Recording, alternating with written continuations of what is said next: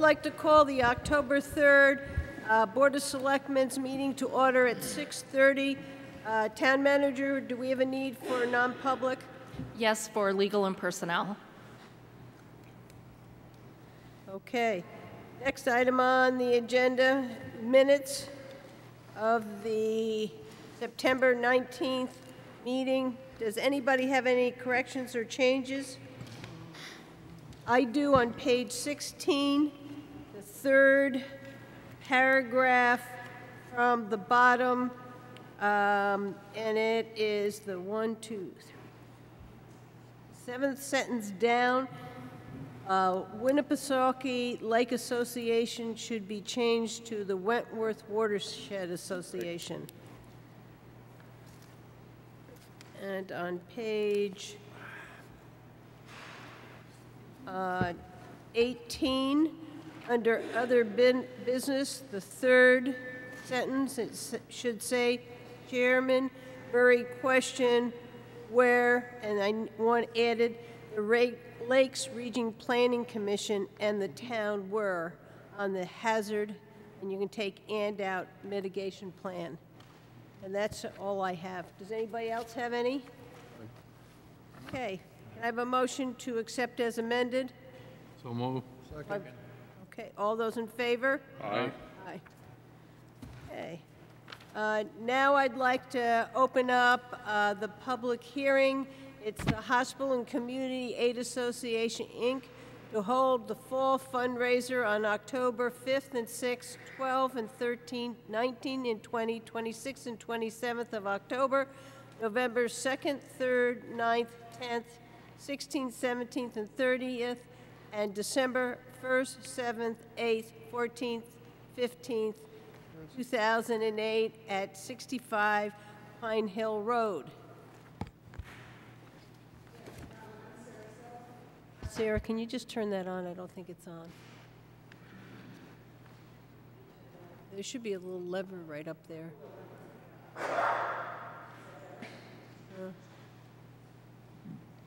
It says it's There on. you go, you got it. It's on. Okay. Now it's working. Great. Yes.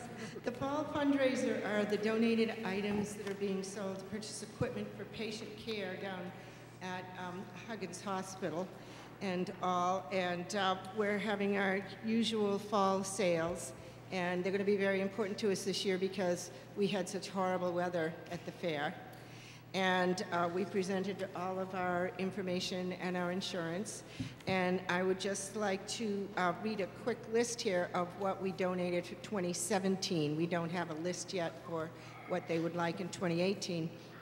Back Bay Rehab received a vectrogenesis therapy system. It gives electric stimulation to reduce pain and swelling. They also got an ARC trainer, which does therapy, it's exercise equipment, 2 rowing machines. Cardiac Rehab got 2 Welch Allen blood pressure monitors, and they use those blood pressure monitors during therapy. The lab got a StatSpin Cytofuse 2, which provides cellular analysis through fluid preparation, whatever that is. And Inpatient Rehab got a TheraCycle Pro that assists patients with a range of motion. And I just completed a couple of months of PT down there, and I know the therapists are very appreciative. So I'm hoping you would help support us having our sales so that we can support the community. Okay. Is there anybody else in the audience who might like to speak to this temporary event permit? Hearing none. Board members, does anybody have any issues, comments? If not, can I have a motion? I'll make a motion to approve application for a temporary event permit for the Hospital and Community Aid Association, Inc. to hold a fall fundraiser on October 5th, 6th, 12th, 13th, 19th, 20th, 26th, 27th, November 2nd and 3rd, 9th, 10th, 16th, 17th, 30th, December 1st, 7th and 8th, 14th, 15th of 2018 at 65 Pine Hill Road. Second. Okay, any further discussion? All those in favor? Aye. Aye. Aye. Board, Sarah would like to talk about the last hazardous waste collection. Are we comfortable of her doing it now while she's here? Go right ahead. I would just like to remind everybody that we're having our last collection for hazardous waste on Saturday, October 20th, and then we will be closed for the winter. And it's important that the word get out because unfortunately in September, the article did not get in the paper and we had a very low turnout. So I don't want people to miss out on their opportunity because we don't open again until May of 2019, which sounds like it's a long way away. And if you're saving hazardous waste, I'm sure it will seem like it is. We're open from 8:30 to noon. If you want to come in a little earlier than 8:30, we take small quantity generators, which are businesses first thing in the morning with arrangements made in advance. But we do close promptly at noon. So please don't wait till the last minute because our waste haulers have to pack everything up. Everything leaves our hazmat building. So, yeah, I don't know if anybody has any questions. I know you're all pretty familiar with it, especially Brad, because he does hazardous waste with the Ossipee group. Yep. So, okay, thank you very much. Thank you. Okay, I'll open up the next public hearing. It's the Lakes Region Conservation Trust revised application for orienteering on October 4th, 2018, starting at 8:30 a.m. at Sewell Woods and to Crescent Lake School and to 29 Orchard Road. I'll open up the public hearing. This is, we've heard this, it is just a change of date. Is there anybody in the audience who'd like to speak to this event? Hearing none. Selectmen, we've had all the information on it. It's just a change in date. Can I have a motion? Move to approve the change of date, October 14th, 2018, for the special event permit that was granted last May for an orienteering event. Second. Okay. Any further discussion? All those in favor? Aye. Aye. Opposed? I would like to ask the board whether we could move CASA up to, right now, the people who are here need to be somewhere else shortly and asked if we could move them up in the agenda. Is that okay with everybody? Yep. No objection. Okay, I'll give them a minute to get the paperwork out, and you can come on up and state your name for the record and tell us about CASA and why you're requesting this. I want to thank you for giving me that consideration that I have to leave. And I want to thank everyone back there, too, for the same kindness. Thank you. My name is Jenny Sheehan. I am the director of the CASA program in the covering the Dover and Rochester family courts and covering all of the cases that emanate from that course. From those courts, the law currently says that all children who are abused or neglected must be assigned a guardian ad litem. So at CASA, we train and guide and supervise and nurture guardians ad litem to represent every single child in the state.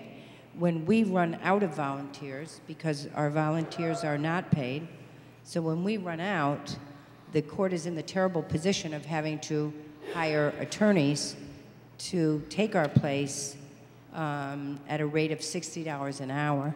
So the court is very, very happy when I can provide them with CASA volunteers. I currently supervise about 65 CASA volunteers. I am covering about 80 cases, 85 out of both the Rochester and Dover family courts. All of these children are from Rochester, Dover, Ossipee, Wakefield, Alton. I currently have about 4 foster homes in Wolfeboro. I currently have 2 volunteers that live here, and I currently have several relatives that live here whose the courts having placed their usually grandchildren here. So the need for money is such that we need to constantly train and advertise and find people to go through our 40-hour training and then become certified guardians ad litem so that we can represent these children so that we can move them to a better place. It's absolutely awful what's going on. You're wise, you read the papers. It's a heavy, heavy, heavy burden for a 6-year-old to have to go into care, foster care, because his mother died of a drug overdose or watched his father. You know, it's quite, the drug crisis is quite heavily affecting us. There's always been child abuse in the form of physical discipline and those other kinds of abuse like neglect, but it's you know, our numbers have spiked threefold in 2 years. So we need the money to constantly train people so that I can supervise them and that they can represent these very, very needy children. Questions? Board members, do any of you have any questions? Have We you don't ma- people heard of CASA before? I'm Yes, just curious. They've come. You've heard of One of CASA? the people who is a volunteer came, I think, a couple years ago. I got another one today. There was another one who Yes. came and Oh, yeah, yeah. spoke to us about it, and Yeah. so, Yeah. yes, we have heard about it. Okay. And you I gave just it to always us in a little bit more depth as the director. Does anybody have any questions? We take these in, we don't make decisions I tonight understand. when we go through, but thank you very much for No, coming. I appreciate your kindness to do that. It's really nice. I thank you all. Thanks for Any what questions? you're doing. Thank you. Thank you. All righty, the next item on the agenda is the bulk vote, and we have a couple that we are going to pull out or table, and I'll make sure the town manager agrees with me. Number 2, the Fossfield Building Capital Reserve Account, we're going to table that for another a week. And do you want to table the Public Works vehicle equipment? I did talk to Dave Ford. He answered my question, so I'm comfortable with it now. Which one am I taking? I was going to request that it be tabled, but if you're comfortable, sure. Yep, so I'll leave that one in. The other one that surprised me, we had one in our packet that wasn't on the agenda, which was the sidewalks for the water treatment plant, and I'm assuming we're just going to table that and get that back on it. And Yes, please. Okay, I have a question. yes. Dave? There's one here that, I have no idea what it is. What does it say up at the top there? Withdrawal transfer, name of the trust reserve, 2016 building maintenance. But 697750. Okay. I don't know what it is, what it's for, or where, what building. It says Brewster Building on our agenda, and I believe it was for some of there's a door going outside. We had that mechanicals changed. But if you're not comfortable, we can table that one also, Dave. No, as long as I know what it was for, because there was nothing on here that said Brewster Building, just said No, building maintenance. I picked it up on the agenda. I was the same as you. That was the only place I saw it. I don't have any issues with that one. Okay? Anybody else? Anything else you want taken out? I'll make a motion that we remove E2 Fossfield Replacement Capital Reserve Account Fund from the bulk vote. Second? Second, I have it. Okay, all those in favor? Aye. Opposed? Okay. Just to have clarity, it's tabled to another meeting, right? Yeah, we'll table them for another meeting. I'll read for the public. We're taking funds out of the library trust, for the library trustees. It's from their capital reserve account. One is for $22,356.77, and the other one is for $3,444.82. Those two removals were approved when the warrant article was approved. The other one is the Public Safety Building Capital Reserve Fund. It's for $36,974.50. That was for the feasibility study. The one Dave and I just talked about was the Brewster Building maintenance. I think it was for the door closure and the clock tower, and that was for $6,977.53. This one's tabled. So can I have a motion to accept the bulk vote? Do I have a second? Second? Any further discussion? All those in favor? Aye. Aye. Opposed? All right. We are done with that. Okay. New business, North Wolfeboro Road reconstruction. And I'm going to pass this over to you. So we're getting ready to do some paving up on that road, and there's been some input from the various neighbors as to what width of paving they would like. As I understand it, some neighbors would prefer a narrower width of pavement in order to induce traffic calming, whereas others prefer a wider pavement so that large-sized vehicles such as tractor-trailer trucks with logs can pass. And so there is a bit of disagreement over what the abutters neighbors would like up there and what our road regulations require. Are we going to open it? Are there people here who would like to speak to it, or? I would imagine that there are people here who would like to speak. Selectmen, are we okay to open it up for common comment? Okay. Is there anybody in the audience who'd like to speak to it? Come on up. Is there anybody else who'd like to speak? All right. Hi, I'm Mark Diamond. The NWAA would like to have an 18-foot wide road. It would be more calming. It's working over in Brookfield on Stoneham Road, who has a lot more residents on that road than we have. We're hoping that by going to an 18 that we could possibly go up to Demon's Corner, and with the savings of how much smaller the road would be width-wise.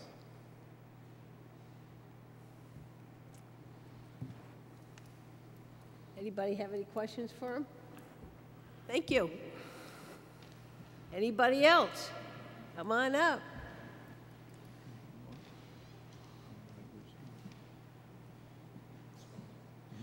Good evening, Claude Rossiger, Wolfeboro, of course. I'm aware that you received a letter. It's not quite clear what the writer wanted to say, because I think he didn't know that the town had approved the works that were done by a private contractor, didn't know that they were done by a contractor selected by the town, and didn't know that the works done were approved by the town and spec'd out by the town. So I'm not quite sure what he was saying. I feel like beginning by saying sigh that we're back at this 2 years down the road. But you will remember that we had this discussion on rural roads and that the town held a hearing in this room, and that the sense of that hearing was quite clear that rural roads could have their own specifications. Selectmen then constituted the ad hoc committee on rural roads, and that committee met on a regular basis last winter. And I was a member, as was Mr. Harriman, and one of the conclusions is that indeed rural roads can have their own standards and don't need to follow the general public standard.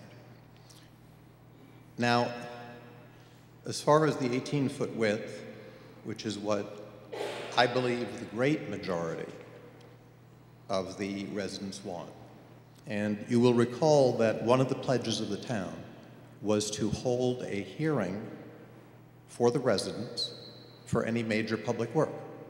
And you will recall that I came before you and pointed out that that had never happened. And I don't believe it has happened, but it is a promise that was made by the town. So we thought, let us go out to as many residents as we could contact and get signed opinions. So it's not just kind of a poll or something. These are signed opinions. People's names are on them. So 18 people responded. 16 chose the 18-foot width road. You, I believe, are in possession of copies of those. And 2 people voted nay. One, it's a little difficult to know what that person voted for if you read it, and the other person just said no, standard roads. That's fine. Mark Diamond, who's now the president of the North Wolfeboro Area Association, spoke to that, and at the annual meeting of the association, correct me if I'm wrong, Mark, I think there were 29 present, and on the vote on the traffic calming, 28 out of 29 voted at the annual meeting in favor of a narrower traffic calming road. So that's the sense of the residents, I believe. Now, without going back into all of the history of the thing, one of the things that keeps coming up, and honestly, I think that if you will consider it fairly, it's a red herring, is what if a fire engine and a plow had to cross in an emergency at speed? Number one, what is the likelihood of that happening? Number two, is it realistic that those two vehicles would be crossing at speed? What are we talking about? 60 miles an hour each? 120 mile an hour closing speed? Not likely. Nobody would do that on a rural road. And what is the real likelihood? The plow's going to push over a little bit and let the fire engine by. That's what's really going to happen, if it even ever arose, because people still have common sense. Shocking, I know, but they do. And the proof of this, when Brookfield rebuilt Stoneham Road, I would say very prettily and also very safely. And Stoneham Road has more houses, more residents on it than North Wolfeboro and Stoddard roads. When they rebuilt it to an 18-foot width. All you need to do is drive up there. And as you transition from the wider to the 18, you will unconsciously reduce your speed. That's what it does.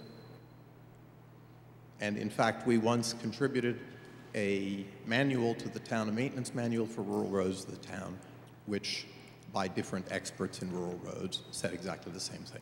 Road design is the whole key to safe roads and to traffic calming.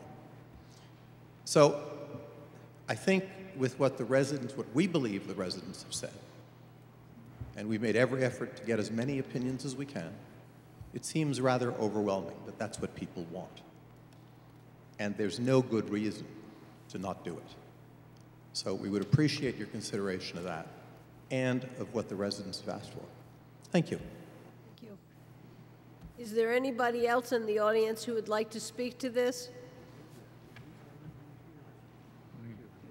Madam Chairman, if I would, I believe the Public Works Director is here. I've got one more public comment, and then I will call him up. Sorry, I didn't see him. Ken Perry from North Wolfeboro. And my wife and I have probably 1,500, 1,800 feet of frontage on that road, on both sides of the road. The current width of the road near my property, in front of my property, I measured it in two different places, a couple hundred feet apart, is 22 feet. I understand the town is proposing a width of 20 feet. And the reasons have to do with safety and maintenance and so on. I was at the same meeting, several of the same meetings, and certainly the annual meeting that Claude referenced.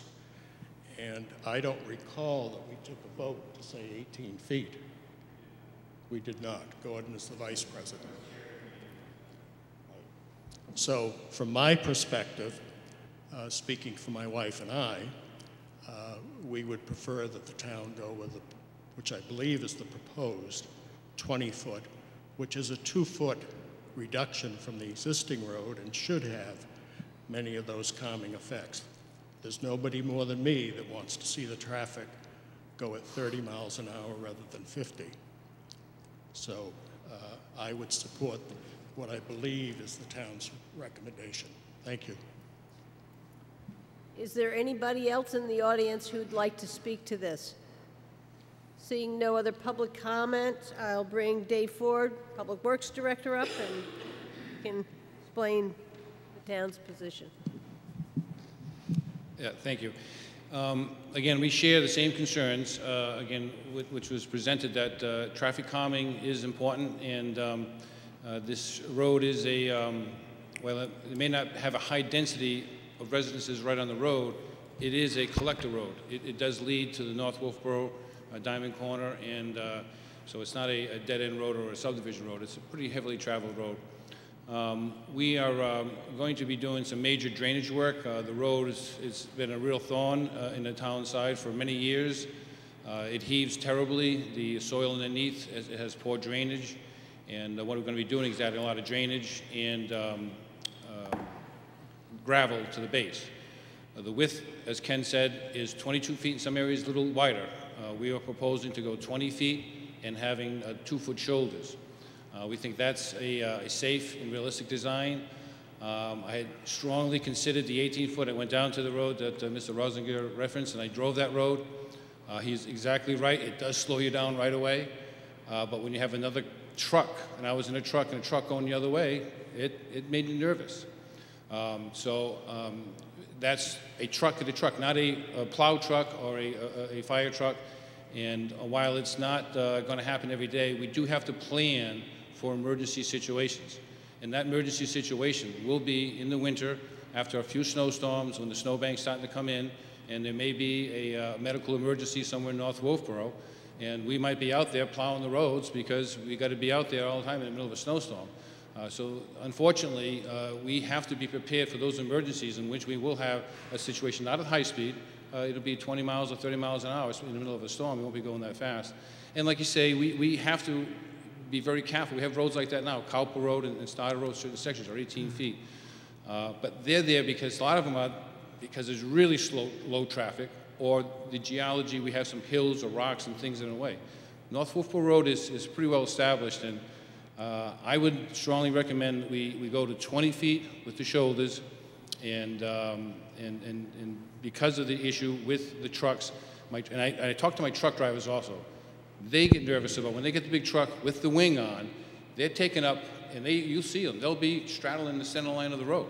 And when the car comes, they have to get over. There's not a lot of room. And I've had residents call me last year when we started not pushing back the wings in some of these roads, and they've had some issues where people did slide off the road because they were nervous. And so while I agree with the concept of traffic calming, I think in this situation here, we have to balance the traffic calming with the overall public safety. My recommendation is a 20-foot road. Thank you. Do board members, any board members have any questions for Dave? Yep. I have a... I would think that if the North Wolfeboro residents vote almost unanimously to have it 19 feet, why change it? Maybe keep the part that's 22 feet, like Mr. Perry's thing, 22 feet. If anything's now 20 feet, keep it, but not change anything that isn't. I'm a very frequent user of that road. I often go on. I like the North Wolfeboro and travel on it in the summer, maybe twice a month, and I've never had any problem going by Claude Rossinger's house or anybody else's house. I do think that the driveway, if two opposing vehicles meet, there are many driveways that they can go into, but I would probably suggest that we honor the wishes of the people on the road.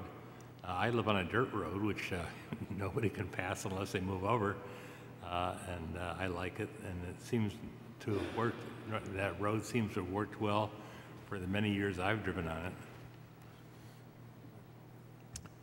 Okay, Paul, did you have a question? A comment? Can I make? Yeah. So I'm not here to judge on whether it should be 18, 19, or 20 feet.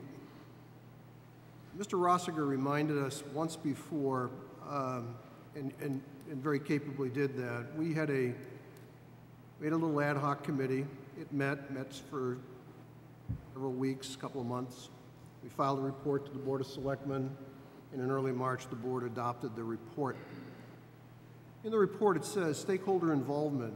For smaller maintenance repairs, notify the neighborhood with door knockers, signage, or by voice of when and what type of work will be performed. For larger projects, which I assume this would have been, it is, schedule a stakeholder meeting where residents of the neighborhood can be informed of the work to be done and have an opportunity to ask questions or make comments. And the chairman knows I use this word thrashing. We should have been thrashing this issue by getting together with the community first. And I don't know whether we forgot to do that, overlooked doing that, but this is what the Board of Selectmen adopted. And I just want to remind all of us that if we have these types of meetings and these types of consensus, we should do our best to follow them. Does anybody else have any?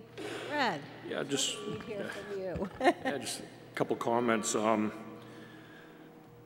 First of all, I do agree with Dave. I consider North Wolfeboro Road a feeder road that feeds from Route 28 up to Diamond Corner and then branches off into 3 other different roads where you have your neighborhoods or your communities, whatever you want to call them. You got Trask Mountain, Stoddard Road, Haynes Hill Road going off that.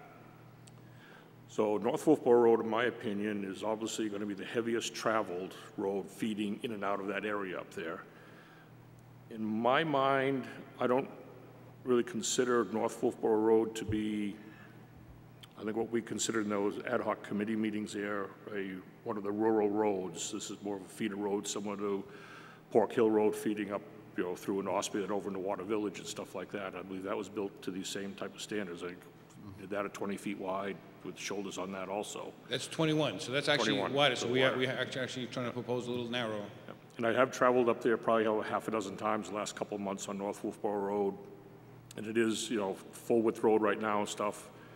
And I really believe that we need to keep that road at the 20 feet width of pavement with the 2-foot shoulders. As Mr. Perry said, it is going to be a reduction of what's there now. I'm sure it probably meanders in and out a little bit in places, stuff like that as far as the width goes, but getting a consistent 20-foot width road up there would be, I think it might even have a similar type of effect to what Mr. Rossiger said. I think you might even get some traffic calming by dropping down to 20 feet in pavement there. Everybody's going to realize, see it's going to visually be a little bit narrower than what it is now. And for the safety, as Dave explained here, the trucks don't have to be going fast to go by each other, but in the wintertime, as he stated, if you're out there with a plow truck, and if you have an 18-foot wide road, our plow trucks are 8 feet wide, and the tires basically, and I believe our fire rescue trucks are 10 feet wide, is if they're brushing up against each other, past each other, they're on the shoulders right then and there. And if you're in the springtime, that's a recipe to have an issue there with one of the trucks, going off the edge of the road and severe damage, and even, damage to the truck and slowing down the response of an emergency vehicle getting somewhere too. So all those are very legitimate reasons, and I strongly believe that we should go with a 20-foot wide pavement with 2-foot shoulders on that road. So. Well, I've been doing a lot of thinking about it. I live on a dirt road, a small road, and one of the things the town did was change the size of the plows that they were bringing in my road, and I think it's smaller up Pleasant Valley Road. What size plow is going up North Line Road? Is it one of those big plows? It's 11 foot. It's the big one. Yep. Okay. I was kind of heading to the 19 that you said you could live with. It would bring it in some. It would be a compromise. But I will go with the majority of the board. I'm with Mr. Rossinger's. I really love that rural look, the smaller roads. Just my own personal preference. So I would head towards the 19. I would not go to the 18, but I might head to the 19, but I will go with the majority of the board. Just to reiterate, I'd go for 19, but I would also go for, if any existing part of the road is more than 19 now, then by all means, make it 20 or keep it at 22, but don't change to 19 to 20 something that the residents want to be 19. Does that create a design problem? Anybody else want to make any comment? Do we, okay to have a comment back, board? Okay, come on back up. Thank you for your consideration, and be assured that I've listened to the comments seriously, not rejecting one and so forth. One of the advantages of the narrower width, and now you've put 19 on the table, maybe 19 is something that works, is that you do get wider swales and you get better drainage. That road is quite tight at North Wolfeboro Road. So the more you can have the swales properly done, that also gives a little extra space if you have that. So I think that we have the evidence that there's a long section, as I said, in Brookfield of an 18-foot road. Seems to work very, very well. Certainly is traffic calming. If 19 gets put on the table, I suspect, I can't speak for the residents who said 18, but I suspect they would be satisfied with that as well. By the way the road came to be 22, Scott Pike told me. He said originally it was 20, but then every time it was paved, it went out a little further. So it grew. And he said it was never intended to be that width. On the other hand, we spoke of Pork Hill Road, which is a feeder road. I agree. I invite you to go to Pork Hill Road and just observe the average traffic speed. You're dealing with a 50-mile-per-hour road. Thank you. Could I ask Mr. Rusker a question? Sure. Claude, could I ask a question? Of course.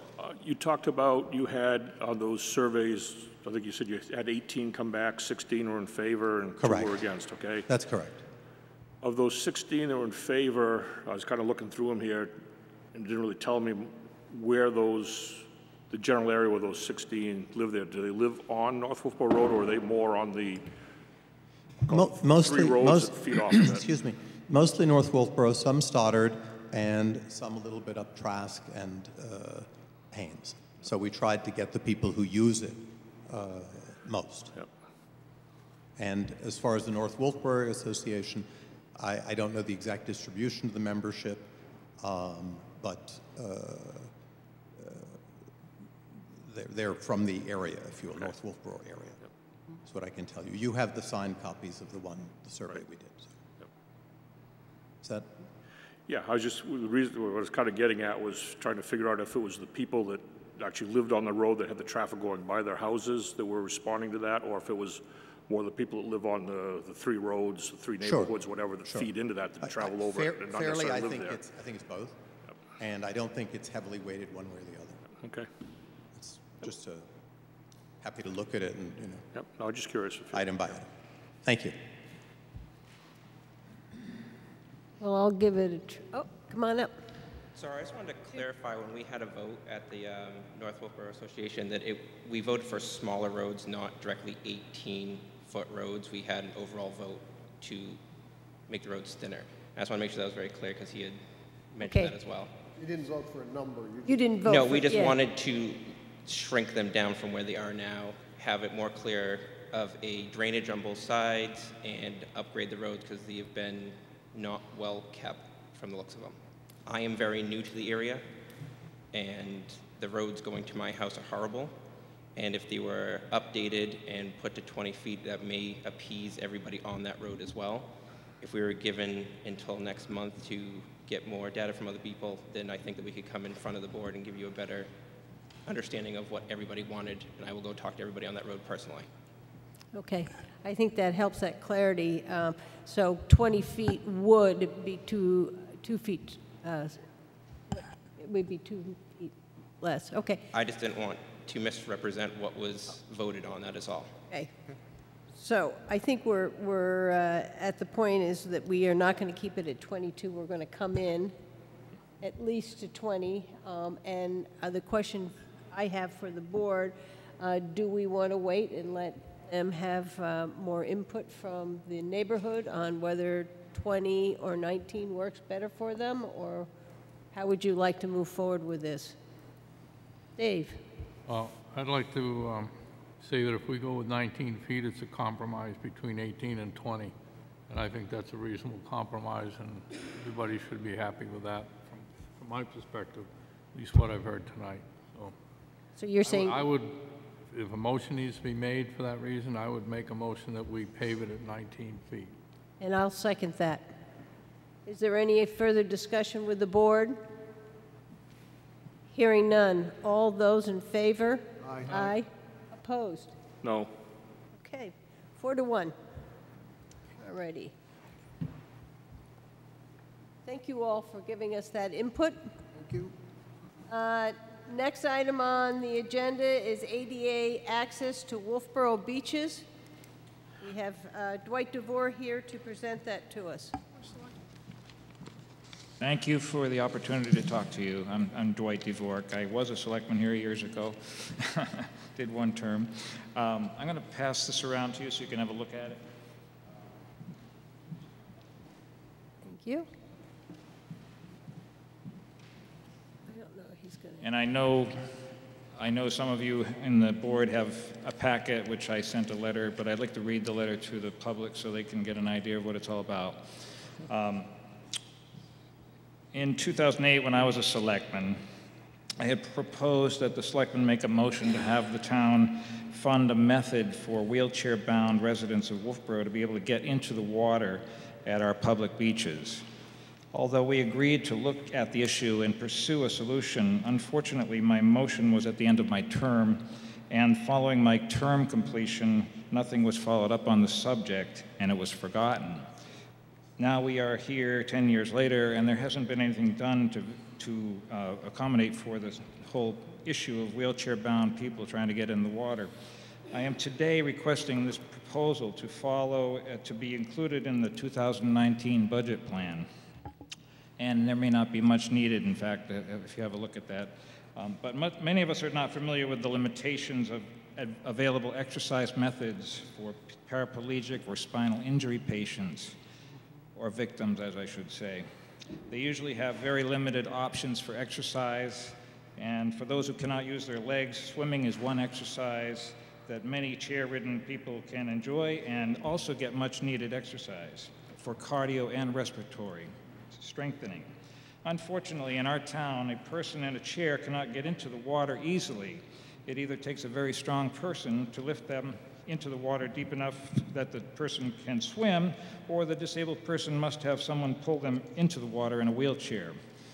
As I am a father of a disabled daughter who is now 35 that has this problem, and I'm also a close friend to a paraplegic who cannot use her legs at all, I have on several occasions lifted both of them myself into the water at Cary Beach, or otherwise had to use a manual wheelchair to drag them backwards into the water, the sand preventing skinny wheelchair tires from moving at all with an occupant in the chair. Not only is this method of water access bad for the chair, getting water into the axles, but it's also very tricky since the person pulling the chair has to be quite strong to pull a chair in deep enough for the water to be able to into the water deep enough for a person to swim out of the chair. Some folks may think that disabled people don't want to swim, but it is completely the opposite for most people in chairs. Who doesn't like going to Cary Beach, having a picnic and getting some sun, and taking a swim to cool off and get some exercise? Included in those people who do enjoy it are those in wheelchairs. But sadly, there is no easy way for a chairperson to get even from the parking lot onto the beach or the lawn at Cary Beach. As soon as you get to the wooden gate post, there are serious ruts from rain erosion and also some very thick sand that makes movement in a wheelchair across the sand next to impossible. There is no method for a chairperson to get into the water other than I have described. People may not understand that usually disabled folks would prefer to take care of themselves whenever possible. No one likes to be at the mercy of an attendant when you're in a chair, to move around a parking lot, a beach, or any other surfaces that is navigable. It's very frustrating for a person in a chair to be excluded from certain activities simply because the territory is not navigable. I have a simple solution for this problem that has been done in many towns with water access around New England. Besides having a paved or firm pathway onto the beach area so that a chairperson can propel himself to where his family or friends might be, other towns have made ramps that go directly into the water from the beach to allow a chairperson to go for a swim without much fanfare at all. These towns have installed various kinds of ramps that allow a chairperson to wheel directly into the water to be able to swim without the difficulty of the sand being like a chain at your feet. Likewise, many other towns have purchased a new type of floating, intended for beach use wheelchairs that are made available to handicapped persons at their beaches. These floating wheelchairs are very comfortable, very safe because of flotation devices on each side of the chair, and they are easily propelled into the sand because they have very large balloon tires that make movement in thick sand easy. I am distributing some information on these chairs, they're called Moby chairs, to the committee for serious consideration of a purchase of one or a few of these for our handicapped residents and guests. They are economical compared to some other products on the market, and they are also easily disassembled for easily storage or transport. For those who are aware of what modern wheelchairs typically cost, a chair custom designed for a patient can easily run from $5,000 to $40,000. I am familiar with these costs from my own experience with my own daughter. But so when I propose one of these chairs to be considered at $1,895, I hope you'll understand it is an extremely low cost for such a device. When you purchase something like this from a handicap supply company, the cost can be double that, but you can buy it directly from the manufacturer at that price.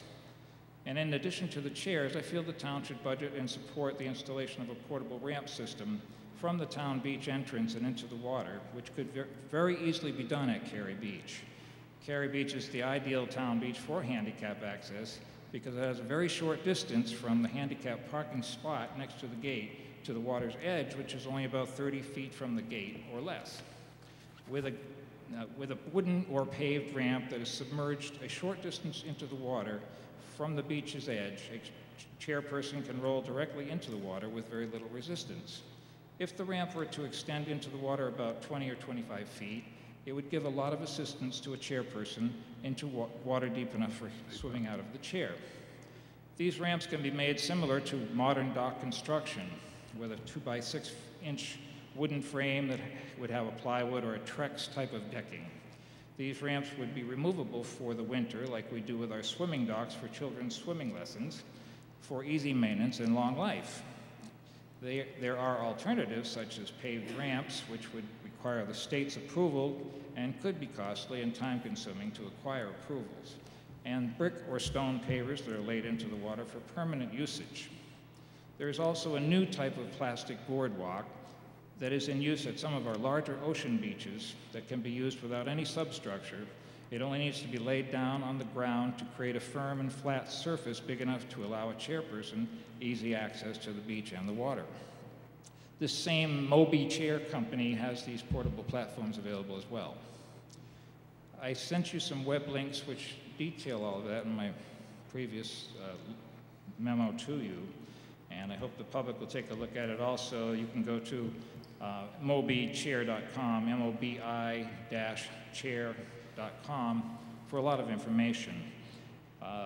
One thing I'd like to do as an aside here is that I attended what they call an Abilities Expo a couple weekends ago in Boston, which is basically a annual exposition for disabled and handicapped people to look at all the new technology and all of the new things that are available for anyone that might be disabled, and that includes wheelchairs and all kinds of other mobility paraphernalia.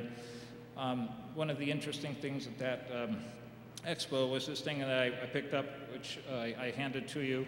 It's from an organization called SmileMass.org, and this is it's a nonprofit organization that makes these chairs available to towns and organizations for free if they petition to get the grant for them. So I would encourage the Board of Selectmen to look into this. They have an equipment loaner program. They have all kinds of other opportunities and kind of programs that might be helpful as well. But there's about 120 floating beach wheelchairs now in use from this organization. And maybe Wolfeboro could be put on that list because not only Massachusetts, but New Hampshire and Maine have made use of it. So I hope you look into that. So my simple proposal is the Budget Committee and the Board of Selectmen authorize or look into the possibility of obtaining these chairs and the installation of a ramp into the water so that it would be possible for anyone in a wheelchair to be able to get into the beach. And I think that will make a big difference not only for those people that are in those chairs, but also their families who would like to have them there to enjoy them as well, but oftentimes can't. And I'm speaking from experience, it's very difficult to get anyone in a wheelchair near the beach. And I hope that you'll take that into serious consideration. Selectmen, anybody? Dave? Yeah, I had one question which I wrote on here, but you answered it. And the question was, do we need a ramp system besides the chair, this particular type of chair? And what I heard was yes, that this company does make a ramp system that can be put down. Because I know I've seen them at Hampton Beach where they have the ones that just lay on the sand. Exactly. They're like planks that are hooked together. Right. They just lay on top of the sand. Yep, and they're portable, they're easily taken up, and they're not that expensive either. But those are a deal. That would make it much easier for a person, even in one of those floating chairs. Those chairs have big balloon tires, so they're not that difficult to push. But on the same token, you know, a firm surface does make a big difference. So. I put this on the agenda. I had seen Dwight, and I've known his daughter since she's been little. She grew up here in town, and it would be nice to allow her and other disabled people to be able to get into the water. And we're in a process of taking a look at Kerry Beach, and I felt this was an opportune moment for us to hear this presentation and think about it. And I agree with you. I think Kerry Beach is the spot, and I will, either myself or the town manager, look into seeing if we can possibly get a chair through a grant. I think that's a fantastic idea for us. Any other Board of Selectmen? Dave, and then I'll go down here. I would figure that that you could get public donations to fund this very easily if anybody had an objection to it looks like less than $5,000 cost. Yeah, it's probably correct. Yeah. Yep. And I hope that other people might step forward, and then the organization itself might donate the shares. We might only need to look at the actual ramp to get some kind of a ramp, and also just a little bit of landscaping at Kerry Beach to fix that entranceway right by the gate that is oftentimes eroded, and it's very difficult in any kind of a power chair or a manual chair to even get past that gate. And that's one of the things on our agenda to take care of. So Wonderful. that's why this was so appropriate. So did you spoke with Kerry Beach, and thank you for doing that. Have you looked at our other beaches? Do our other beaches work for you? Yes, in fact, I've noted in my letter to you that all three public beaches are wonderful for the town, but Albee Beach has a significant distance from the, to the water's edge from the parking lot. And Brewster Beach also has a pretty good long distance, and the sand there is very, very deep. It's not easy for anyone on a chair to navigate that, whereas Kerry Beach has the parking spot right next to the gate there that is only just a few feet away. And I'm on the, Madam Chairman, I'm on the website of this chair organization, and there's 4 beaches at least listed in the state of New Hampshire. They're state parks. And so somebody in the state of New Hampshire at the state park level, probably Sunapee, Pawtuckaway, Wellington, and White Lake State Park all have either the ramps or the chairs or both. All right? That's good to know. Thank you for sharing this. And we shall look into it and see if we can make this happen for you. Great. I appreciate it. Any other selectmen? Any comments? Thank you, Dwight. Great idea. Yes, please. All right, next item on the agenda is quantum consultant to discuss bridge and dam.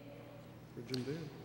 Yeah, I'm going to introduce, we have Lisa Martin, who's the president and professional engineer from Quantum Construction Consultants, and Jim Bouchard also, professional engineer from the, we've had this is the Townsend Brook Dam, which it used to be an old stone culvert. It was wiped out in one of the floods, 2005. 2006, I think, Mother's Day flood, I think it was. We hired HEB engineers to do a design, and when I got here in 2007, it was built 2007, 2006. There's been some serious problems, and it's above my experience, so we've hired Quantum to take a look at it. So we're going to do a PowerPoint presentation, and then she'll take questions. So Lisa Martin, I'd like to have her come up and Thanks, Dave. Okay, as she comes up, I also know that there's some people in the board in the public who are going to want to speak to this also.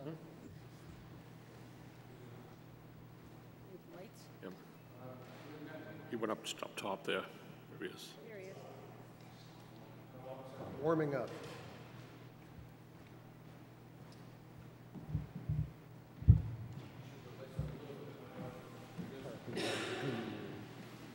Yeah.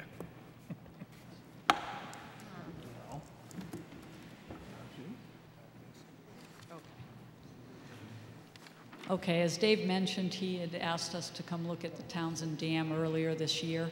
I prepared a brief PowerPoint presentation just so that you can have some pictures and visualize what's going on with the Townsend Dam. I'm going to start out with the description. The dam was reconstructed in 2008. It replaced a previous dam, and it has a very small pond. The dam that was built out of precast concrete components. And what it consists of, I'll go back, is water when it gets high can come up and over the top of this grate, but it's also got a slot right over here that allows water in at a lower level. And they cut that weir in to allow the water to go in sooner. The outlet of the dam is actually a precast box culvert, very common construction for a culvert under a roadway. And it's about 48 feet long.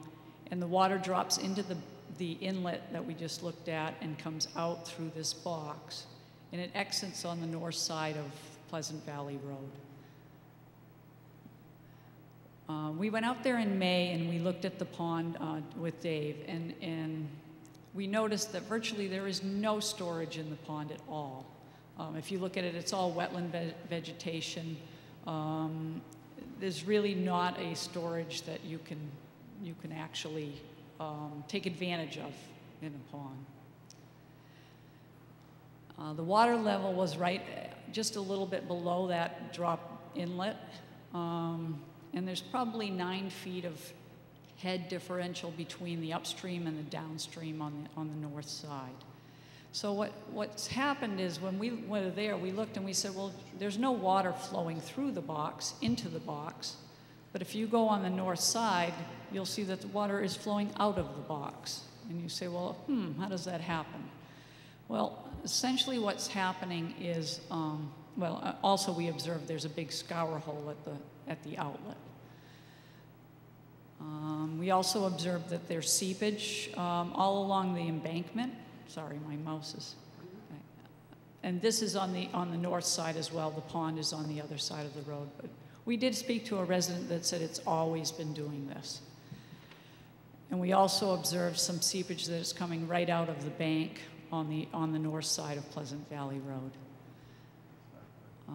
In that same area, you'll see the road is cracked. Kind of means that that soil is moving within the roadway embankment. And the roadway itself does form your dam. Does form a what? The dam. So we looked at what's actually happening is water is flowing. I'm going to go back to the picture. Water is flowing. In the picture, you can't really see it very well, but it's coming under the box and it's flowing up into the box through joints that are in the box culvert. So the dam is not really effective. The water's, like I said, it's dry coming in and it's wet coming out. So we looked through the Dam Bureau files to see what we could see with the construction drawings. We did review what was there before, the pictures. There used to be some stone masonry box culverts, and there was a drop inlet structure that was of wooden stop logs. Then we reviewed the plans that were prepared by HEB for the 2008 construction. And when we reviewed the plans, the photos, we noted that that the water that's seeping under there has been doing it for some time. They actually saw photos in the 2008 construction that showed the seepage flowing through the roadway embankment or under the culvert. So what we recommend is that you control the seepage. And the reason being soil piping is when water takes the soil fines through a roadway, It comes out of the roadway and you'll get settlement. You can have sinkholes, or you can actually have failure of the embankment and the roadway. So we looked at two remedial alternatives. One is remove the dam in its entirety. Don't make that box culvert and that drop inlet structure act as a dam. Let it be restored to a natural channel. Basically remove that front structure and allow it to just be a culvert. That would reduce the head. It would stop the seepage under the culvert, or at least reduce it significantly. And then control some of the seepage by a seepage blanket. This is probably the least expensive alternative. It would involve dredging the pond. You'd need environmental permitting. When I say dredging the pond, you would restore it to a natural channel again, which is actually desirable to most of the permitting agencies. The other alternative would be to repair the dam. That's a little more difficult because you're going to have to install a seepage cutoff wall on the upstream part of the dam to stop the seepage, or at least control the seepage, to be able to make a pond. And you would still have to dredge the pond, but as I showed you in the first slide, there's really not an existing pond right now. It's all been sedimented in. If you continue, you can repair the dam, you can make a pond there. You will still have to dredge the pond periodically as sediment gets behind the dam because it's such a small pond. So this alternative's more costly. There's more permitting,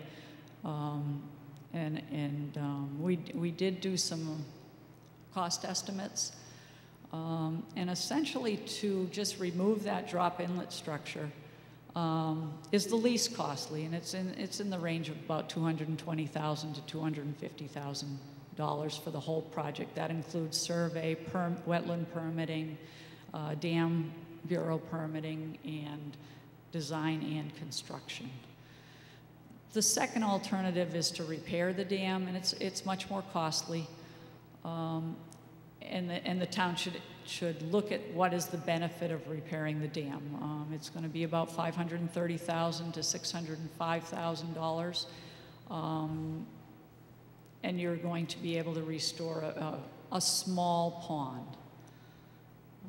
We don't recommend that you do nothing, because if you do nothing, you will end up having issues in your roadway. And as you probably know, that road is a dead-end road for the people that reside out there.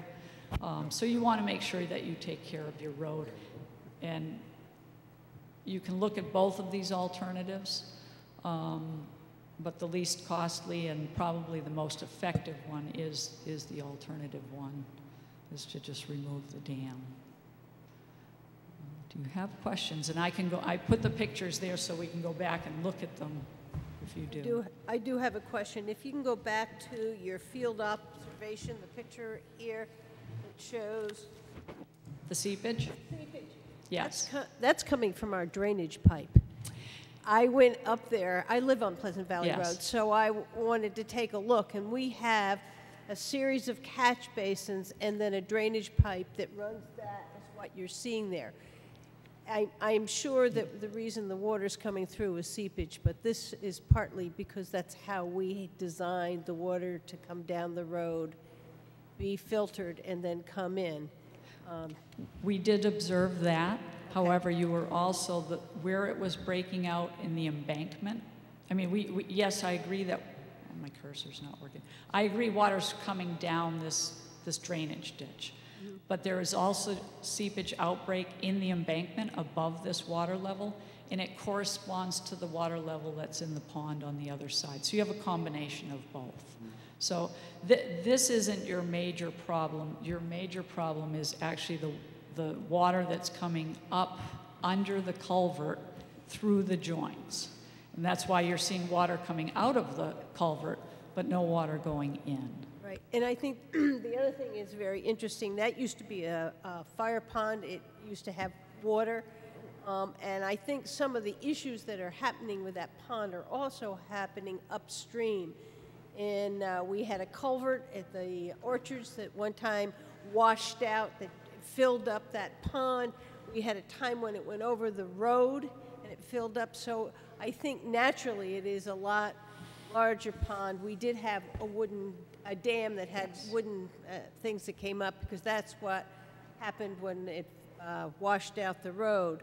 So my concern is, if we take out that pond, which has been a natural catch basin for all the stuff that is happening up above, when that culvert was put in, and Dave Ford, you and I went out there, it shut the road, it shut the water out, and it is eating the embankment on the stream up above. So if we did this, I would think we would have to mitigate some of the issues upstream, or we're just going to then send all this into Lake Wentworth, which is where it ends up.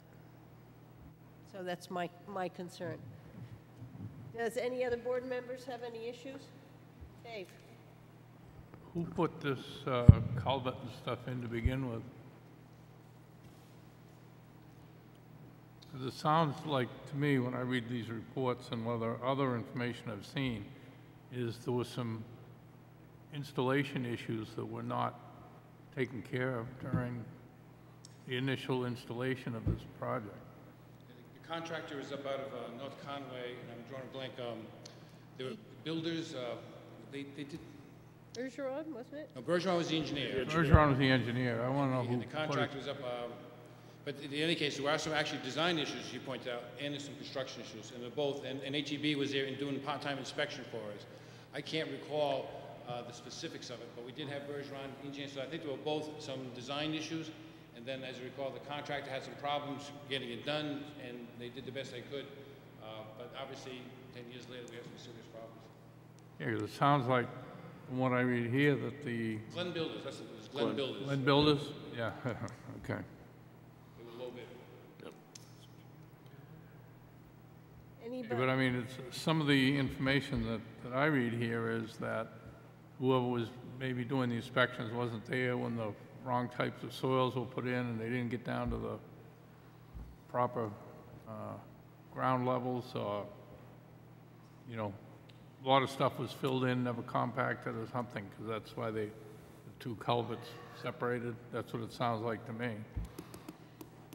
Based on the photos and the construction, that the culvert probably had settled almost immediately. There were pictures of the same flow that we see 10 years later going through the culvert. So those issues probably happened when it was right away when it was installed. Right.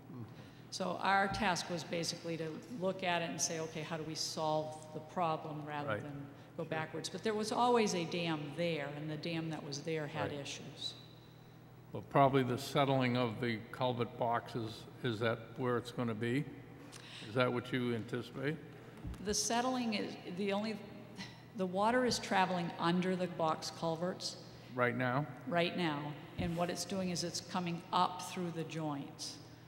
That will continue to happen unless you build a cutoff wall upstream. And as that continues to happen, you can have undermining of the box, then the box settles, and then you have issues with your roadway. And that's why I was saying that the first alternative that we were recommending was, okay, remove the structure, and you won't have that pressure underneath the box. The second alternative, you can restore the dam, and you're just going to spend a lot more money doing that, and it really needs a cutoff wall upstream of the box. Anyway, no matter what happens. No matter what. Right, right. So we were just looking at solutions. But I have had some brief discussions with Becky on this, and we were proposing, because of the, in either solution, it's going to be a long environmental permitting process, and we have to do surveys.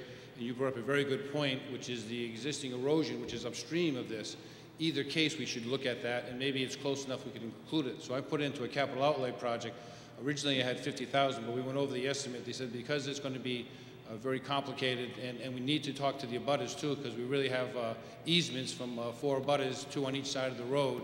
We're going to have to talk to them about the work. We had construction easements, and then we had, you know, maintenance easements. So we'll have to talk to them. And there was the issue of the fire pond and the issue of the natural pond that is no longer there because it's filled over the last 30 years. So what I think we look at it is, I would recommend the first solution. However, we can do a two-phase approach, which is in 2019, appropriate money for the engineering permitting and discussion with the abutters and look at all the environmental aspects, and then maybe we can come back with a more permanent recommendation, which would be to take the dam out. And I think that's the, seems to be, again, from the cost perspective. But at least we'd have some more time to get some more data and do some more calculations on that. Brad? Yeah, just one quick question. Do you know, or does anyone know if that's still being used as a fire pond at all anymore, or is that abandoned? I don't think it was ever used as a fire pond. At the time this was going in, and say that this was going through a transition because of all the siltation from the erosion of the thing and the subdivision above over those 30 years, a lot of runoff has come in and changed that. And then, again, I wasn't here when it wiped, when it was destroyed, but a lot of it probably filled at that time when it was wiped out. So it's been changing, so it has not been used as a fire pond. And I can remember talking to the Valdas, they were very upset that we were killing the trees because when it was set, the level was too high. And that's why we notched down to lower it so it wouldn't be killing the trees. And then it started to dry up because it's, there's not even holding water. It's now seeping. So the dam is really, wasn't designed, it was designed as a box culvert, but it didn't take into consideration the wing walls, which is where we never compacted that or analyzed that as a real dam. And that's what we think is leaking now as well as underneath. And before, it used to be wooden slats, so if it was too high, they could remove it. They could adjust it by taking in and out. It was more of an adjustable dam than you have there today, which is concrete. Any other member of the board? I know we have some people in the audience. Paul? I'm fine. Oh. Okay. Is there anybody in the audience who'd like to speak? Come on up and state your name. Hi, good evening. I'm Julie Brown. I'm the Executive Director for the Wentworth Watershed Association. I appreciate your ears. I had the opportunity to go out to the dam today, and I reviewed all the reports, and I would like to speak on behalf of our members this evening. It is clear to me that the dam is not functioning, as said, and we do care about the safety and access of our citizens, and we know something needs to occur. Based on the recommendations and the affordability of the proposed solutions by the engineering firm, we do agree that restoring the Townsend Brook to its original form and restoring the flow is the best case scenario for the biota that might live downstream that can't get upstream. The pond does not seem functional and doesn't seem to be housing that much in terms of native vegetation, has a lot of vegetation in it, but not much in terms of aquatic fauna. So one of the biggest concerns that was very clearly stated by the previous two speakers, Dave and the representative from the engineering firm, is our biggest concern with this proposal is obviously the sediments. That pond has filled in over the years, and it is filled in from the construction that's occurring uphill, likely, in the orchards with the development that's occurred there, and it is no longer a pond. It is maybe a bog, maybe even not even that. Just to walk through it would be quite easy. So our concerns is that if you restore the flow, then all that sediment is going to end up in Lake Wentworth, which could be could lead to huge degradation in water quality. And as you've seen what's happened on Lake Winnipesaukee in the past couple weeks, we believe that a lot of the issues that are going on in Winter Harbor could have been occurring from sedimentation being deposited off from the construction off Forest Road, and we don't want to repeat that situation on Lake Wentworth. So in our watershed management plan that was completed in 2012, we had identified 6 sites upstream from Townsend Brook that we believe are cause of some of the issues that are occurring, and then you add in the construction that's happening in the orchards that's even dumping more possible sediments into the lake. And if you look at how the brook flows from the point of Pleasant Valley Row into Lake Wentworth, it is pretty much a beeline. It's straight. it doesn't meander, which doesn't allow time for the brook to deposit that sediment in a naturally occurring system. So we are very concerned about the removal of the dam, but we do understand the importance to the town budgetarily, as well as we think it makes ecological sense. However, we would like assurances that there's going to be an addressing by the town through environmental, all the different environmental permitting and evaluation to address some of the issues upstream before any action's taken. And if there aren't assurances from the town that that kind of investment in protecting the lake health will occur before any action is taken, including things like when it comes to the action that there's the dredging occurs and that there's stuff put into effect to restrain the sediment from coming and destroying the banks, et cetera, that if we don't have assurance for that, then the Wentworth Watershed Association would recommend to spend more money and to fix the dam to prevent those sediments from entering the lake. So I have a written statement from our association, and I hope that you consider this and think about lake health. Thank you. Thank you. Thank you, Julie. Any other comments? All righty, I think I am comfortable with us looking at doing a design and permitting with emphasis on environmental issues and dealing with sediment. And is the board comfortable with kind of giving the staff the go-ahead in that kind of a direction? Does that give you enough direction? Yes, it does. I think what we say with the capital outlay, so we'll be proposing in the budget, so hopefully we can support that as a budget item. And I think some good points were brought up, so we can expand that scope to make sure we look at issues upstream, specifically the hot points that were identified in the watershed management plan, and we can look at ways how we can mitigate that and maybe protect the brook. But right now, it's at risk right now. We can see the erosion going on, so we've got to do something. So I think it's a good step. Good. Thank you very much. Just have it's not to Dave, but maybe it is, I don't know, Dave. So there was a commentary made about the orchard's construction, and there could be fines finding its way into the lake. I mean, during the site plan review for these things, are we conscious that we might have runoff from some of this construction? And are we doing something to mitigate that as part of the site plan? Was a subdivision that was done in I think the 80s, mid-80s. But there's new construction going on there. There's a few more houses going in now, but the issues when the road goes in are usually the biggest issues. Again, but yes, we do. When we do look at anything near wetlands, we're always recommending best management practices, trying to mitigate runoff. So that's always something that's much more on our radar now than it was 25 years ago. I'm not questioning you at all. I'm saying a comment was made that there could be, that we have to be careful and concerned about that construction area. I agree. Question for the new construction is, are we making sure that when we do site plan reviews and we do all of the examination of these proposed lots and proposed construction, are we making sure and verifying that we are not getting runoff into Lake Wentworth? Because it's no good to have, and I'm not pushing back on you, Dave. It's kind of a pet peeve. It's no good to have a regulation unless you kind of watch it. I know, but you got to understand we don't have the staff. So again, I think yes, we need to do better.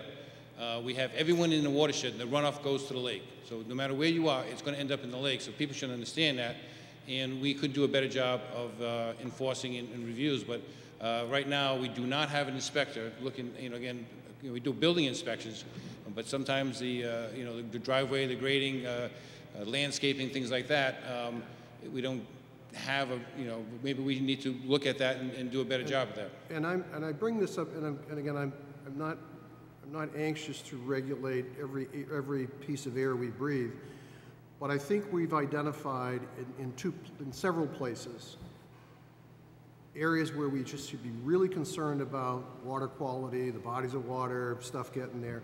And if the answer is we need more eyes on the problem, then I think we ought to have a conversation about how we do that together.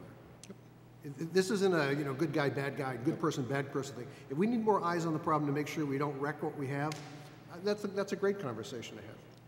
All right. Fair. Okay, I'm going to give this letter to Becky. Will you make copies for the board? Yes. So we all can put that in our files. Thank you. And thank you for the input. Okay, the next item is a Twister expansion project at Abenaki Ski Area. We must have some people here to talk about that. Twister? Good evening. We're going to pass out a little packet for you to follow along with. My name is Seth Cassells. I'm a parent of 2 boys and a volunteer ski coach, and actually a resident of Tuftonboro. I have lived in the area now for 6 years, and will tell you our greatest joy is spending time as a family on the slopes of Abenaki. Tonight, we are here to ask the Board of Selectmen's permission to expand an existing trail. And before I go through those details, I'll just give you the present situation at Abenaki, which will give reason for why we're asking for this expansion. So as many of you may know, Abenaki has 5 main trails. Those have pretty much been the same trails for quite a long time now. And the 2 rope tows, the main one to the top and the kiddie rope tow. The ski area is approved for boundary-to-boundary skiing. So for those of you who frequent, you see kids coming out of the woods, through the woods, and that's totally allowed and appropriate. That's how it's certified. And you get good at ducking down quite a bit when you chase your 4-year-old son through the woods. As you all know, the new lodge and all of the developments there have been fantastic for the community. And there's a subset of that community which is competitive ski racing and freestyle skiing that continues to strengthen as part of that. Presently, we have about just under 50 kids in the ski development program, race ski development program, and about 30 in the freestyle ski program. Historically, the freestyle team has done sanctioned races, and then so have now the actual downhill ski team. And this is new for us as an organization. What we're asking for tonight is to allow us to optimize one of the trails. And the reason we want to do that is to allow for more opportunity for both the ski team and the freestyle team and others to use the slope at the same time. So right now, for example, the race ski team and the freestyle ski team can't train at the same time for safety reasons. Likewise, when we hold a ski race, we end up having to close down a large portion of the terrain. And we would like to be able to keep as much open for the public while ski racing's happening, right? Leadership by example, watching a kid who's 12 years old race when you're 4 gives you that, oh man, I want to go do that. That's kind of the opportunity here.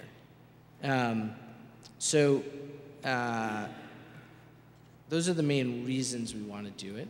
The ski team actually this year will host a USSA sanctioned ski race. We expect to have approximately 80 racers attend and their families, and many will be from out of town. And we've had some ski racers really have some good success in the state. NARA, New Hampshire Association of Racers, has asked actually on a Friday to bring some of the top 40 elite racers to come train at Abenaki. And that would be a rental that would be paid for the slope. If you flip to the one that says Abenaki Ski Area Present Use, this picture here, it shows the existing trail situation. It says proposed lodge, obviously that's the main lodge. The trail we're asking for approval on to expand is this one, if you're standing at the base of the lodge looking up to the hill, the left, called Twister. It's a pretty small, tight trail right now, and isn't wide enough for ski racing, isn't wide enough for freestyle, and frankly, it's a fun old New England trail, but doesn't also allow for the groomer to get down it to help maintain it. Is Twister what you'd see coming in on the right-hand side? If you're standing at the bottom of the lodge, it's actually coming down from the left. Left-hand side. Okay, Yeah. I got it. So if you're standing at Abenaki, normally on the left-hand side, you see those big air jumps. Just over to the left of that. And it goes up and back and around all the way to the top. So our request is to widen that area. So if you looked at the next page, it shows kind of a yellow swath. This is not to scale, not accurate. This is me at home one evening. But is the concept of putting something in here. We've spoken with Christine, the head of Parks and Rec, Craig Garland, who's also Ski Patrol, Bill Swaffel, Friends of Abenaki's involved, and we've worked with quite a few folks. We've spoken with the mountain bike groups as well that are starting to build trails, and opening up this wouldn't affect them. And I think the exit right now does not affect the Nordic ski area. I'm a very avid Nordic skier as well. I love being on skis and snow. And I think that as we think about long-term, we'll want to make sure that we always have it safe and there's interaction for both there at that area. But our simple request tonight is just to expand that. Thank you. How do you plan to fund it? Yeah, not through town, through private funders, and there's a contractor who also has had kids on the team who's willing to give us a good discount, and we've been speaking with them as well. And do you have a date of completion where you would like to have? Are you looking for this ski season? Or are you looking for next? Yeah. So, like everything, we want to move in steps. We would love to. The contractor said he could make the availability to do the work. Friends of Abenaki is considering the proposal and also coordinating all of that with Parks and Rec. Our hope would be if you granted permission tonight, the trail could be widened this year. Now there's steps in operating a ski area you know very well of snowmaking and when do you get it groomed and integrating and all of that. But we have to go step by step to grow it, right? Just like we have over time. So our hope would be to clear it for this year. Yeah. And the snowmaking, will you be able to push the snow over? That's the idea.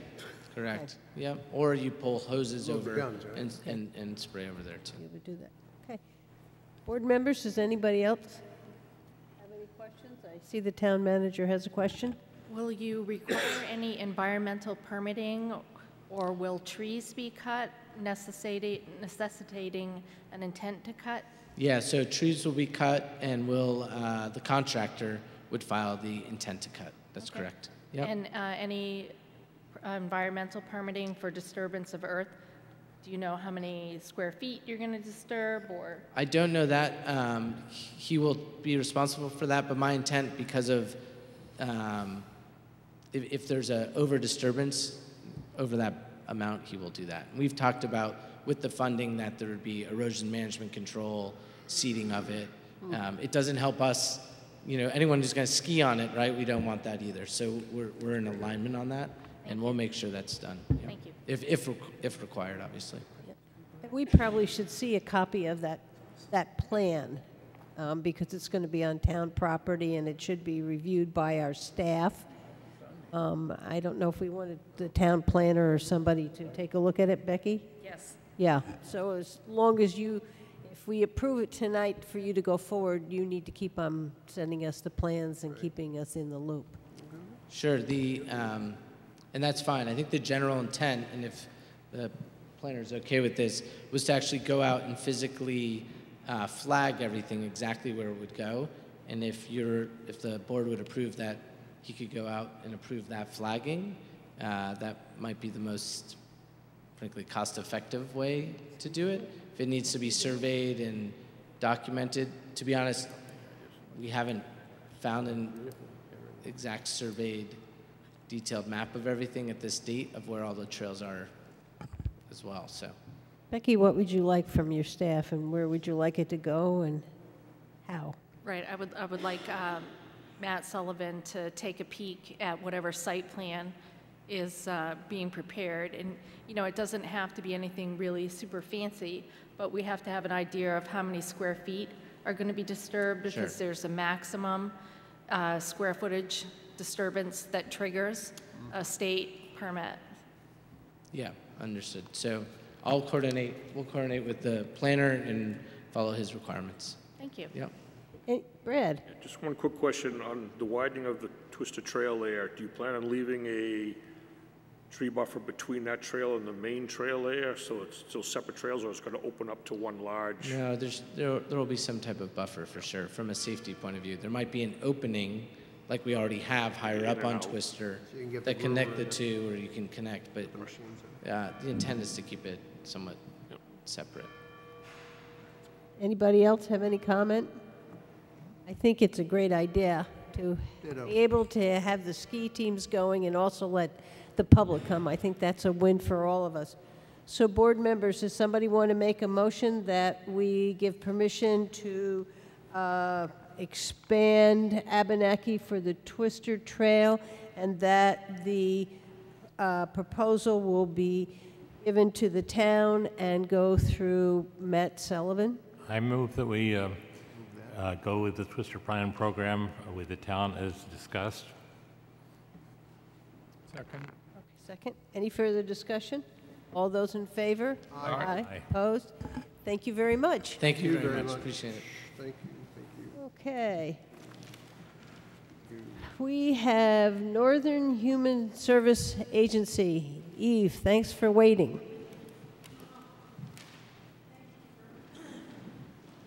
Thank you for letting me come this week instead of the time I was supposed to come. I was away on vacation, so I wasn't going to come back from vacation for this. I'm the Behavioral Health Director at Northern Human Services in Carroll County. We thank you for all the support you've given us for so very many years. We're asking for level funding again this year. There were 135 uninsured or underinsured people from the town of Wolfeboro seen at the mental health center here in Wolfeboro for a total of 555 plus hours over the past year. We haven't got the 2018 year in yet, but for 2017. Some good news is we were awarded a contract, Northern Human Services was, for establishing a drug court in Carroll County. And we have now, as of probably February, a fully functioning drug court team with participants. We also have a 3-day-a-week staff person who's an MLADAC in the jail now, doing services in the jail as well as transitioning people back into outpatient services. And I know last year there were a lot of questions about the substance use issues and what we're doing for that. We're also training more LADACs and 2 more MLADACs to increase our substance use disorder services. And the outpatient services are as usual. These people come from we have an electronic medical record, and now we can pull from that the people who are underinsured or uninsured, and that's where those numbers come from. So I don't know if anybody has any other questions. Board members, does anybody have any questions that they'd like to ask? Nope. I have a question.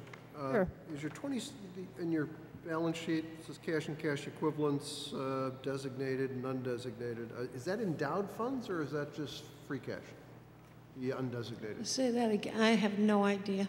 Okay, never mind. I don't know what that means. Okay. Never mind. So endowed funds, we don't have an endowment.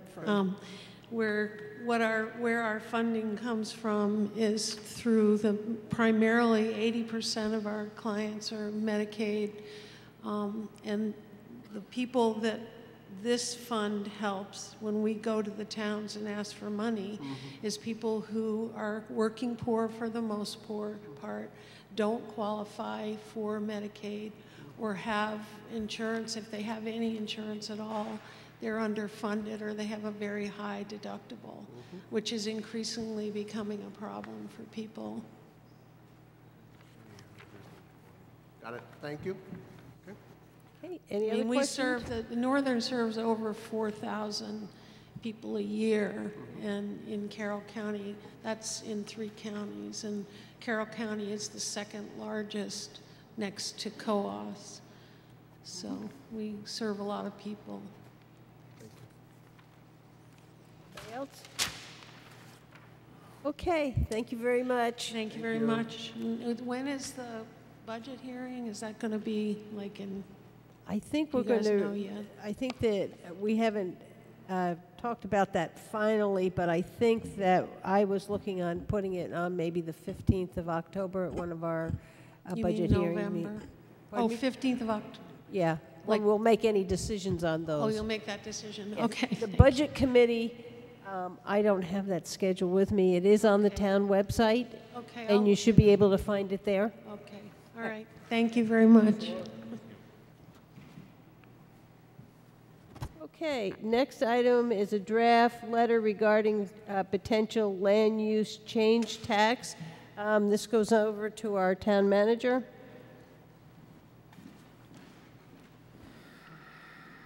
Yes, so we recently closed on a property in Tuftonboro, which is going to become a portion of our RIB, Rapid Infiltration Basin site. And it is contiguous with a parcel that is in Wolfeboro that has always been in current use for a number of decades. And when I was discussing the settlement statement with the attorney, I pointed that out. He wasn't aware of that. And because there was a presumption that we would be paying a land use change tax. So at this point, we agreed that we should probably bring that to the attention of the assessor in Tuftonboro, because assumedly they would put the newly acquired land also in current use, or actually it already is in current use, so that there would be no removal of any of land from current use. Now that said, as infrastructure is built on the property in Tuftonboro, that may change, but it shouldn't trigger an immediate land use change tax.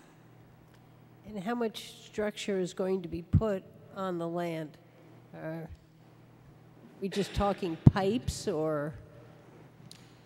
Very little, there'll be no what I would call structure above the ground. What we'll be looking at is these infiltration trenches, so there'll be some earthwork, and when we're done, we will, it'll all be covered back and revegetated so that basically we'll have walking paths, there'll be some monitoring wells, and there'll be buried piping. So it really is not much at all. And in fact, I had invited you to come take a look, because we had completed our pilot 5, and we've installed 3 infiltration trenches and 1 infiltration well. And we just got to complete the monitoring wells, and then we're going to turn the RABs back on. We're going to monitor that for the next year. So now that we own the property, we're going to be doing some studies over there. So there's really nothing major construction, but there'll be some tree cutting, and there'll be some earth moving, and then it'll be all restored. So again, if anyone wants to see what we did so far, we were thinking of Friday. Well, yeah, I was just going to check with the board members how many of us would like to. I'd like to go, and I said to Dave, let's see if we can pick a date that we all could go up and take a look at that. So Paul's interested, Brad's interested, Dave? And this Friday? We're thinking Friday after lunch sometime, Friday afternoon, if that worked. I'm available. I'm not. It's okay. Go without me. But I can catch you on different dates if we can't make it all the same That's date. fine. Don't stand on my account. Okay, so we're looking at the 5th at, you want to go at noon or 1 o'clock, which works best for everybody? 1 o'clock would be better. I think we have Okay. something in the morning. We have the CIP meeting in the morning, and Okay, why don't we, 1 o'clock on Friday, the 5th? Where? Where do you want to meet us? Or where do if you want to drive together, or if you want, we can meet right there at the site. I can meet you at the gate. We can drive in. Okay, so we'll go to the site 1 o'clock? at 1 o'clock. Yep. And Becky, you may need to notice that, just saying right, if the it's board, gonna be it's going to be on a road tour with Dave Ford, 1 o'clock. Field trip on, okay, 1 o'clock. We'll see you at the site. Thank you. Hard to talk and also put something on your calendar. Okay, that takes care of that. Proposed survey work at Russ Pond Boat Ramp, we're still on hold with that, Becky? Do we have anything yet? You're correct. He did not submit the written proposal. I know that the other, well, yes, he did not submit it. He intended to. So do you want to follow up on that? And Yes. if we don't have anything by the next meeting, we'll move forward? Make a decision to move Yes. forward? Everybody comfortable with that? Okay. The next item I put on the agenda, we had at our last board meeting talked about meeting with the budget committee regarding the cyanobacteria outbreak, and I have had Matt Sullivan email them that presentation by Warren Muir. So I talked to the budget committee about October 10th at 6 o'clock before our board meeting. That was, Paul wanted to volunteer because he had the food that day. Other possibilities that I would like to have a conversation with them, and I want to see if the board is like that. I thought we might have some conversation about the new feasibility study we hope to do for the public safety building, just so we communicate. And we also have the police detail revolving fund, and I have put information in your packet about that, and we'll talk about it later tonight. But those are the three items I thought might be good to talk to the budget committee. Does anybody have anything else they feel we should talk to the budget committee about? I saw it as kind of an opportunity to just sit down, have some conversations before we get into the heart of the budget season. We want to maybe speak to them a little bit about what we talked about with Dave tonight and the Townsend Brook thing, give them a heads up that Okay, this is going to be coming. very good. It's, Nice, yep. very urgent. Townsend Brook study, and we'll put this packet that was given to us in the packet that we give to them. Anybody else? Paul? I agree with your agenda items. You know, we've got some big projects that are complicated, and there's a lot of, particularly around Cary Beach, water quality, and other projects we're doing in town. And maybe we pick the top three and just kind of drill down on those. You know, Becky, maybe the top three that you see from the departments coming in, things that you think, you know, have traditionally cut across organizational lines that we need to just clarify so that the budget committee can kind of see, you know, how we're trying to think about those. I mean, okay. Yes, I think the new water quality fund would be a fine example. And I would think that would go with our cyanobacteria, you know, thing. Okay? yeah, the 10th. Yeah, Linda The did. 10th, and we do it at 6 o'clock before, we have a meeting already scheduled, so we'll just start at 6. This is showing did I get it wrong? Are we starting at 4? No, I don't know where 4 came in. It was on our Yeah, thing that. yeah, I see some. The reason that's on there is that the room was nearly double booked. So I wanted to let people know that there's a meeting immediately before us. Oh, it's not us. It's not us. Boy, Paul, Oh, I that's was, right, the I police was with commission. you. I'm saying No, 4. I'm going to them in that one. Yeah, okay. So October 10th, 6 o'clock, Paul's providing dinner for everybody.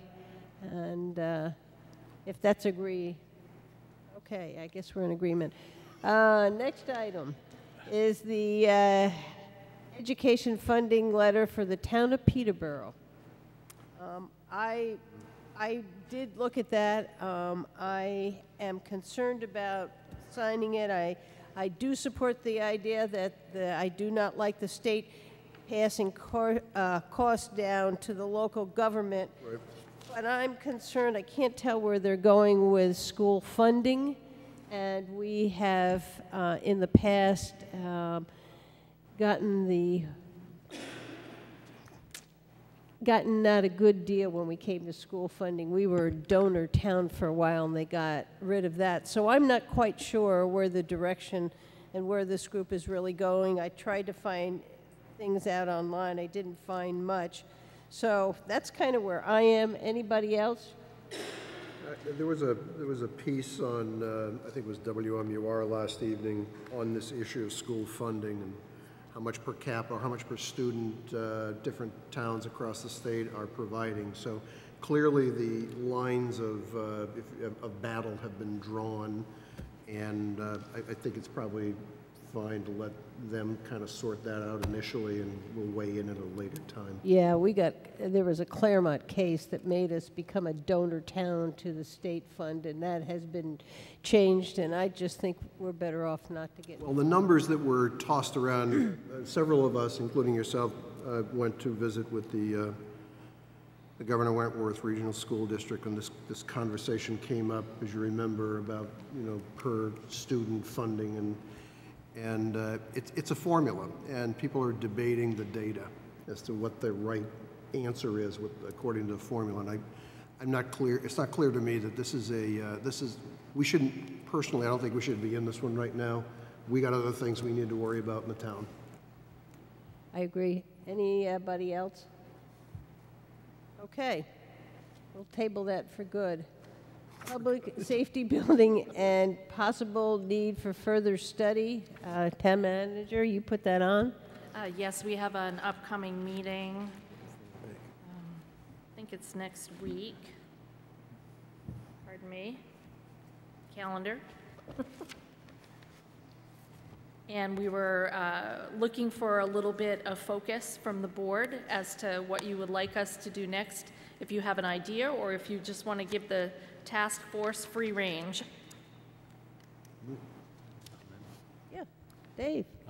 I've talked to several people involved, and I think a lot of us are concerned with the architectural. It looks like a bunch of warehouses, and then the proposal has come up, or I think I saw this in an email, where the people involved don't care. Particularly, it doesn't have to be on South Main Street. It can be someplace with acreage. So I think there's some things that need to be checked, certainly before we have a warrant article of any kind in 2 years from now. In my opinion, there's a lot to be checked. And then I mentioned before, if they stayed in the existing footprint, there's that mansion next to it that is all set up with medical oxygen and everything else. That might be a good office, but I'm not too sure that spending $10 million after the library is going to fly, and I do think it requires some more thought. Okay. Anybody else have any comments? My main thing I would like to see happen is that they look at other possible sites, whether they're buildings that we have already in town, whether there's some land, and I would like to see a comparison between what we have and proposed as a feasibility and what other proposals we could possibly come up with. Anybody else? Brad? Yeah, I kind of think they kind of got that impression from us at the last meeting when we talked about it, that, we obviously weren't really too keen on $11, $12 million public safety building. And I think they understood that we wanted to look at other options, possibly, more likely separating out the two departments, looking elsewhere for the PD. So I think that would, my thought would be that would, kind of incorporate them looking at the other sites we have available of town properties now, being down on Laner Street, and see what else is available there where the PD could work out of. So I kind of feel like they're heading that direction. Dave? Yeah, I think that there's a few of us that are going on a field trip here shortly to Farmington to look at their new facility. I think that the architects that we have also discussed with us in the past about going someplace else. We've had some discussions with the two chiefs. They're not set on being where they are, either one of them. Either one of them could go in different directions, or possibly there are some advantages of them being together.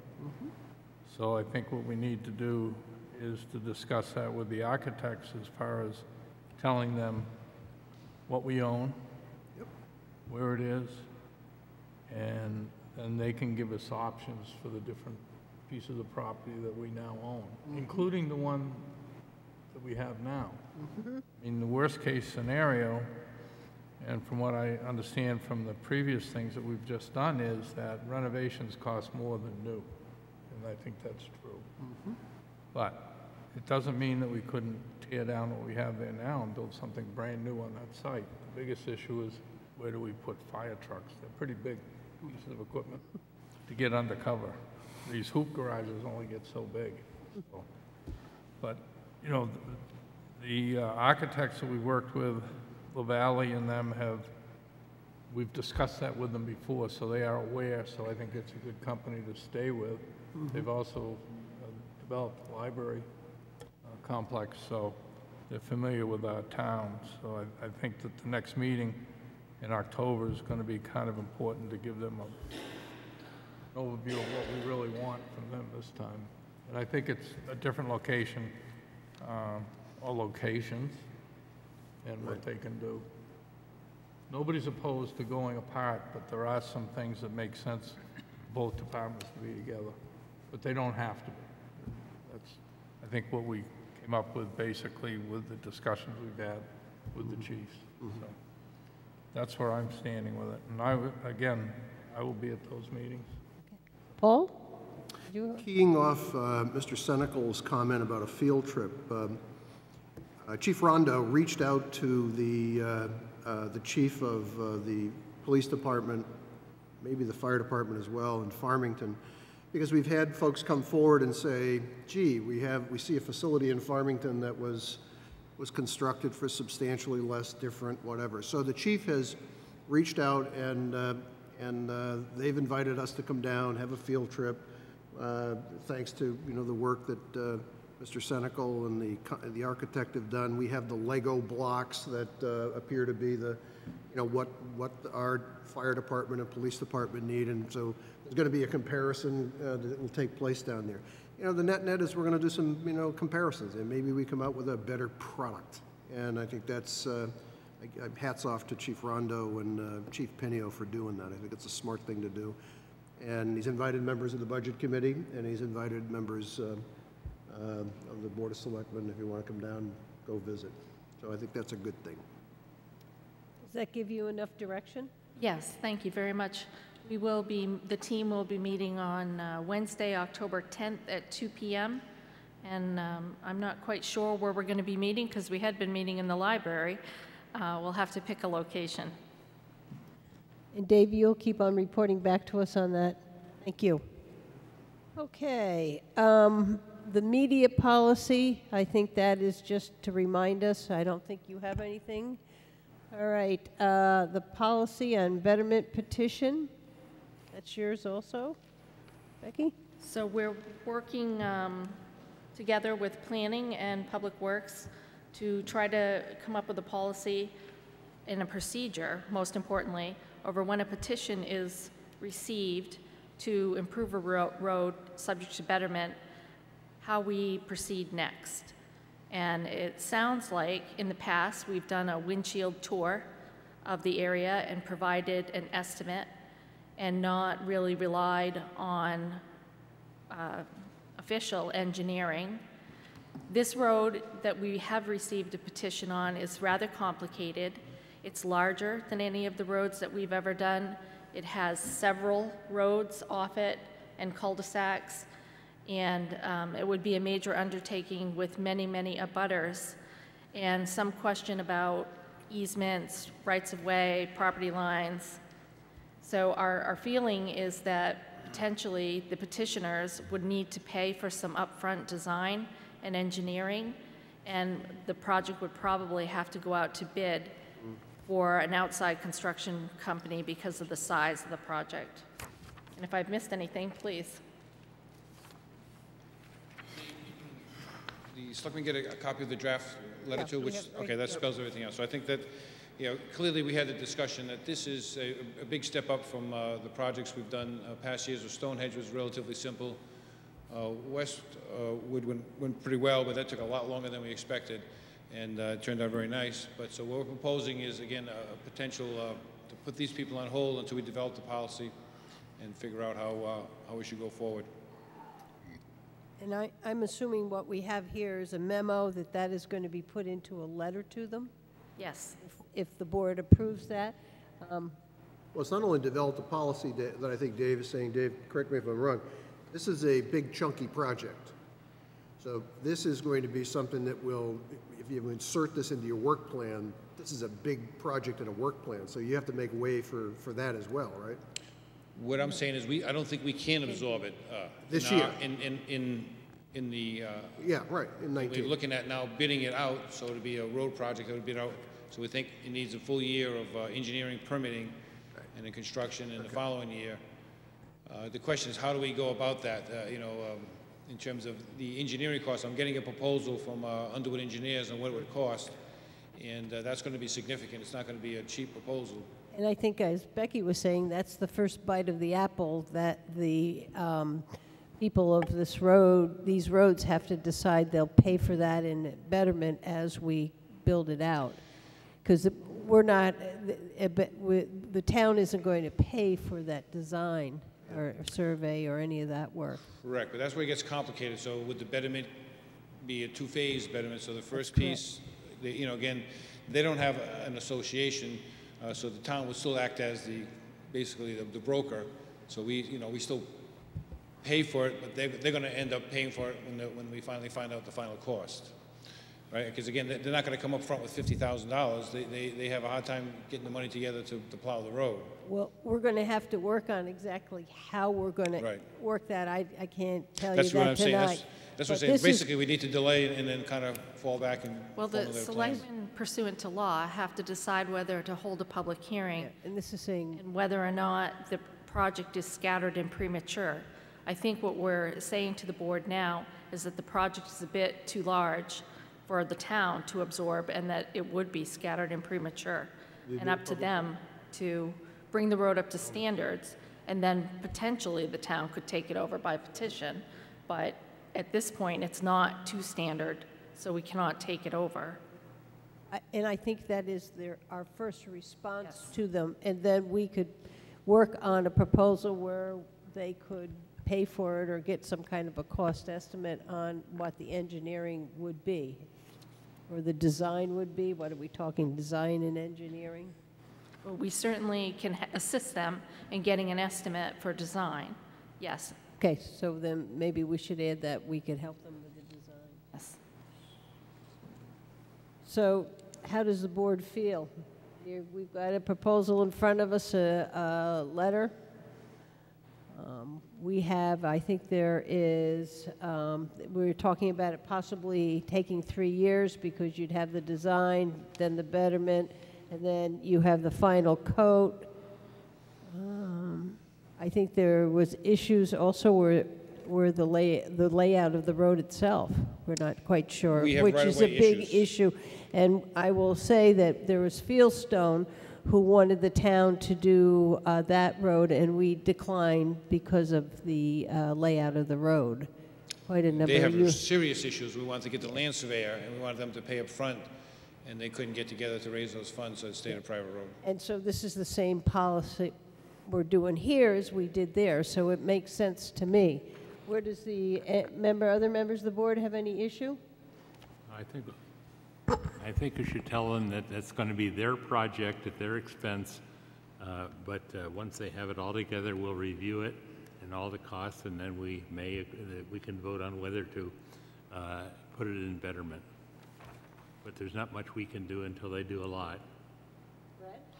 Yeah, I think when I first saw this a while ago, and I commented to Becky on a few thoughts and stuff. One was kind of what this says here. But I think, we need to have obviously be outsourced to engineers to design, come up with the cost to do the design, and then come up with a budget for what the whole project would cost for them. And I feel as though that the association, or lack of association, but the neighborhood, whatever, would need to understand that maybe if you phase it in the betterment part, there'd be a betterment for the engineering design of the thing there, that they're going to sign up for and agree to do that up front.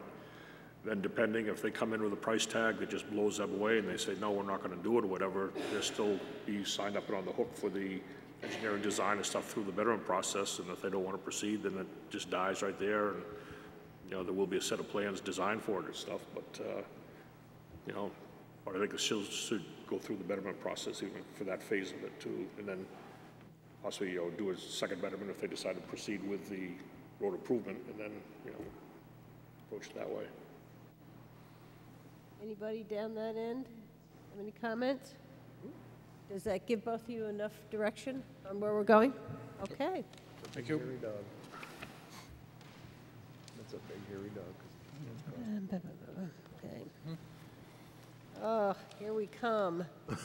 What everybody's been waiting for in the audience. We're getting finally to the budget. I just want to do a couple of things. I've asked Becky to put on our calendar revisit on the 24th or 25th, and I asked her to put on October 15th our review of the agencies. We've heard from them, but we haven't reviewed. So with that being said, the first budget, and let me get mine, is the Libby Museum. Hang on, let's get the books out. Let's change our books.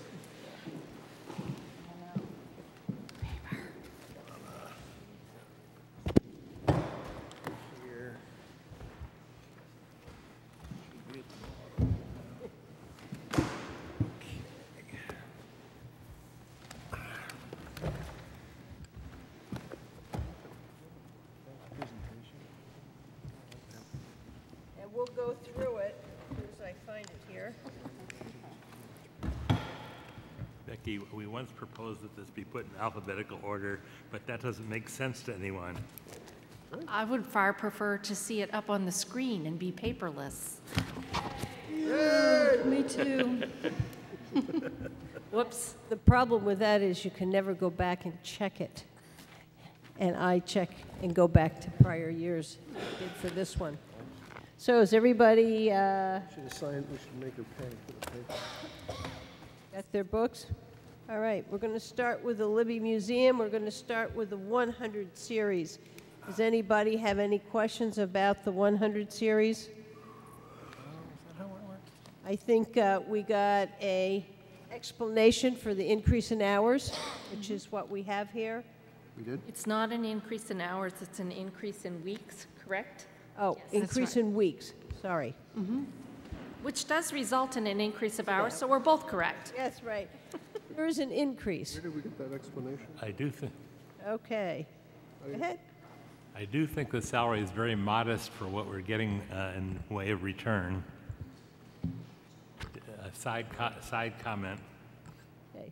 Any other comments on the 100 series? 200 series? 300 series?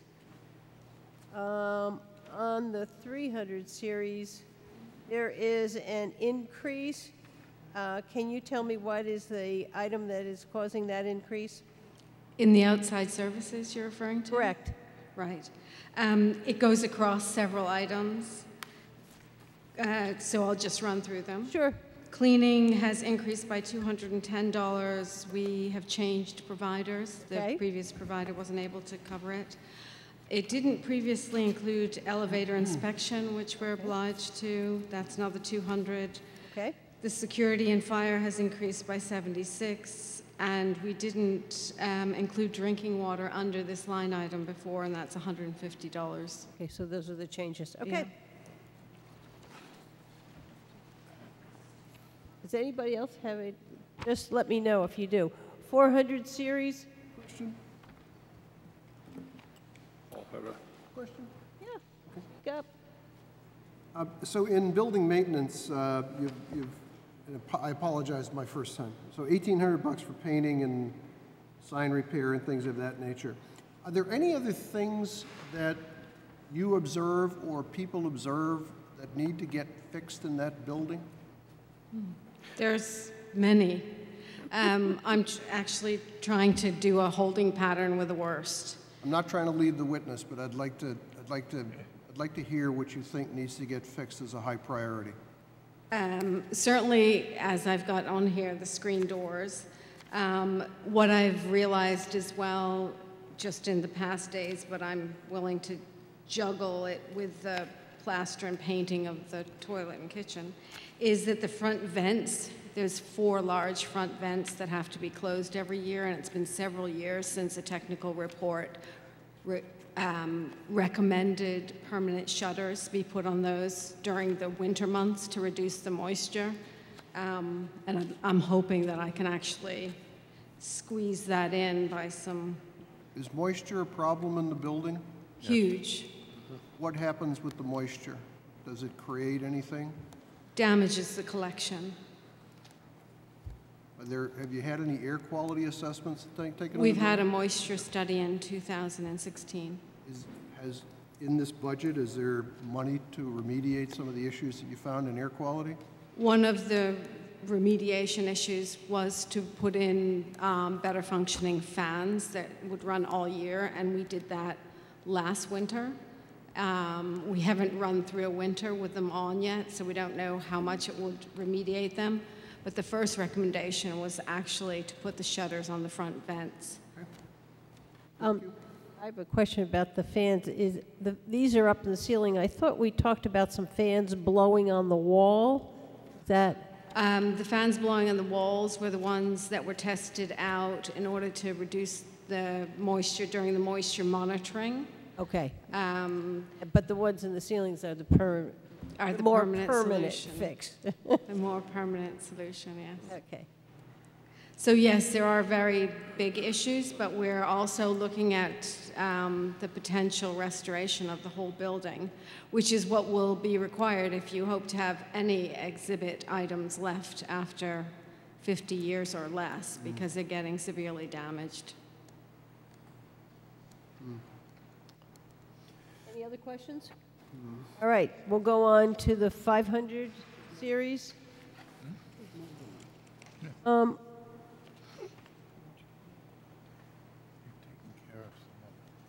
Do you have, I think last year you brought us the revenue that you collect?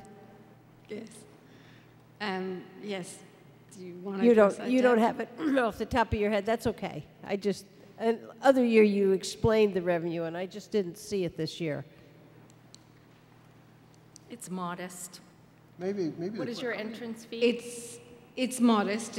We did increase the entrance fee, yeah. and we did actually last year double the revenue because we changed the entrance fee structure. Yeah. It is still modest. I wouldn't expect that it would exceed between $3,000 and $4,000 maximum. And did you have more people come to the museum this year? Have you seen it over last year? Yes.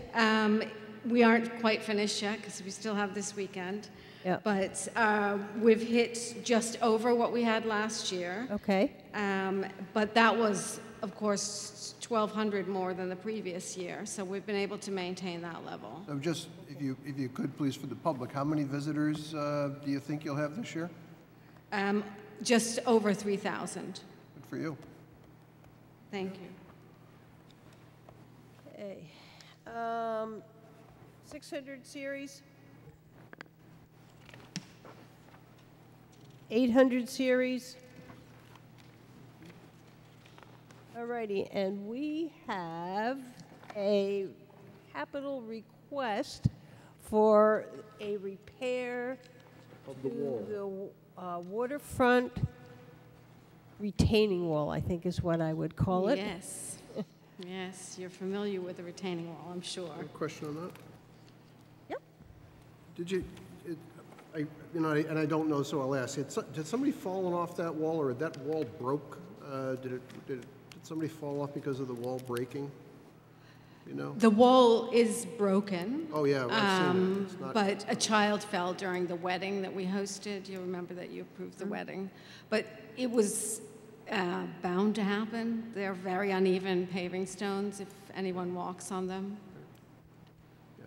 I mean, if you go down there and look at it, I was surprised. I'll be interested to see how they repair it. Well, I mean, you got to bring those stones back underneath, and then hope that they don't another year change with the ice, and then lay that cement walkway on top is.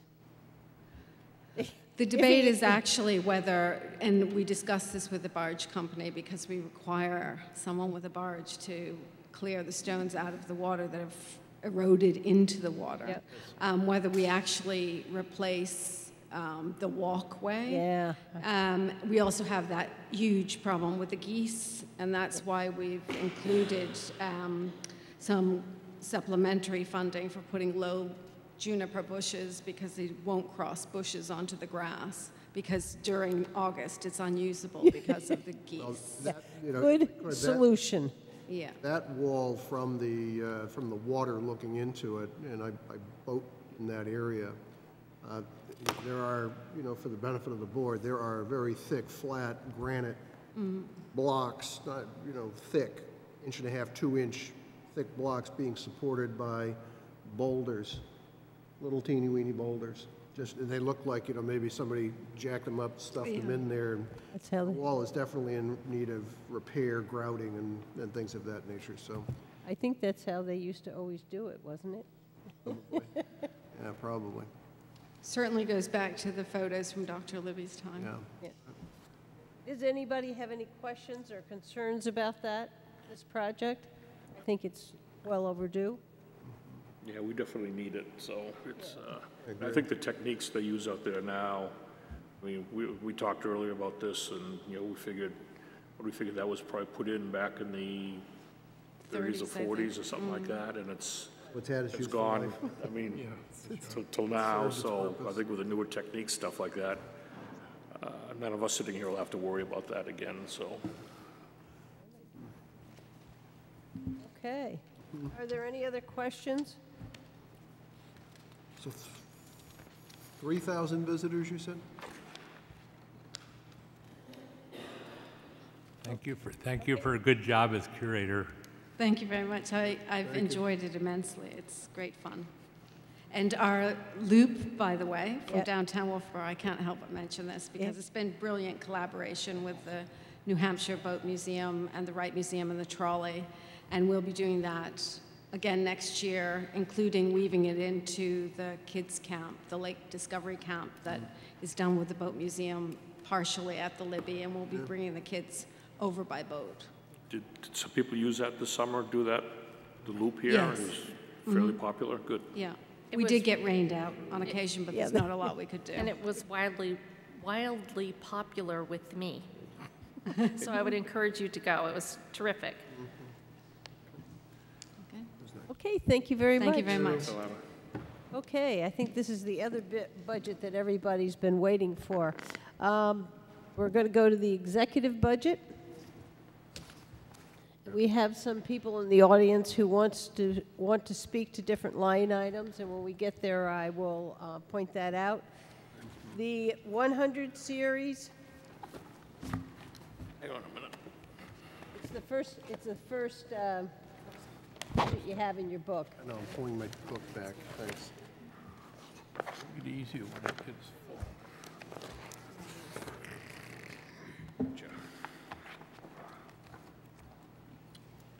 Okay. The one I would like to talk about is the part-time wages. We have a request for $17,000 from the chamber. We have this request for more hours from the chamber each year, and what the board has generally tried to do is add some more money to that line item. The town manager brought it back within range to the $8,500. I would like to add another $500, and by calculating what it costs per day, I was thinking that that would allow the chamber to cover 10 Sundays, having somebody there 5 hours a day. And I think there was a feeling in the community that some people expressed to me that they would like our information booth open on Sundays during the main part of the summer. So that's my rationale for adding $500. I concur, sorry. I concur. Just as recently as this week, one of the innkeepers said to me, gee, it's a shame they're not open on Sunday because people ask what is there to do here and there's no one to direct them to. So that only takes up 10 Sundays. If we felt it was, needed more on the edges, we could go to 1,000, which would give us 20 Sundays. So, You're looking at the first line in part-time position? yes, I am. You want 117, and I to go from 8,500 to 9,000? that's correct. I'll make that motion. How about that? I move that line 117, part-time positions, be increased by $500 to $9,000. Do I have a second? I guess I don't have a second. I don't think it's enough. Yeah, that's too much. We don't think it's enough. Oh, well, then I'll move it to, you want 1,000? I would make a recommendation we go to 9,500. Okay, I will do that, but the reason I only went to 500, because last year the Budget Committee took it all out. But I will be more than willing to change my motion to be $9,500. Second that. I do think the chamber is sort of the key to the success of summer, so maybe that's something we should be even a little more generous, because Mary DeVries, who isn't here, probably thought that out pretty carefully. So the motion on the table is for... $9,500. What? For $9,500. I'm going to get to say that. Line 1117 to be 9,500. I have a second. Any other comments? Hearing none. All those in favor? Aye. Aye. Opposed? And we have one abstention. All right. The other item I picked up is on page 2, and it's members. It's just a typo. Members is 4 times 5,300. Not 4 times 5,000. It's 4 times 5,300. So that 5,000 just needs to be changed to 5,300, or the math won't work. 100 to give you 21 too. Right?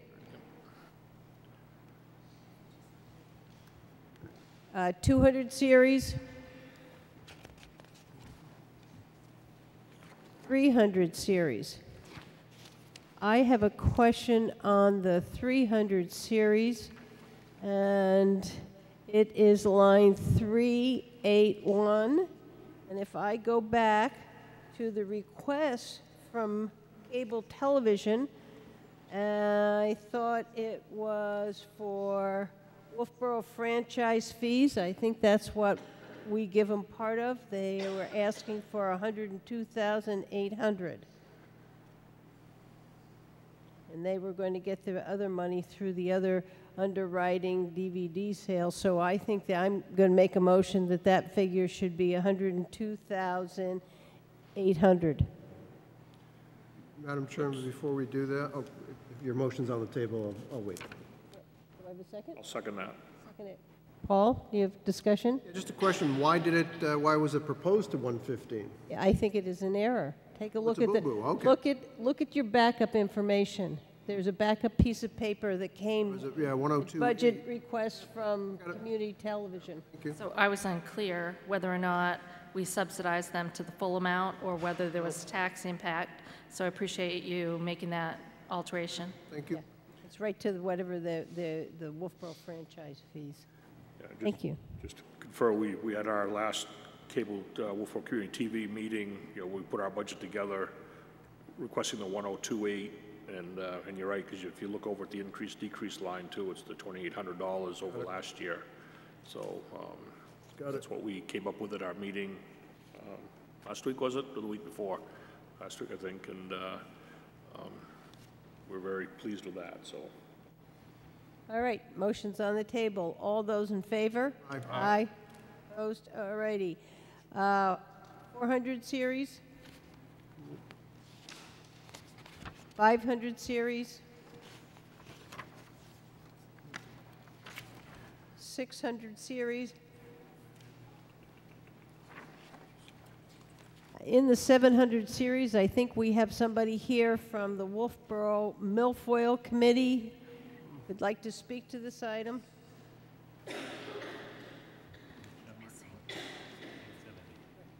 Hi, I'm Susan Goodwin, Chair of the Milfoil Committee, and milfoil, unfortunately, is a problem that's not going to go away anytime soon. I wish I could say differently, but as most of you probably were aware, Back Bay this year was totally out of control, causing big issues, not just for boaters, but for the paddleboarders, the model sailboat racers, and the water ski club, not to mention that it looked absolutely disgusting.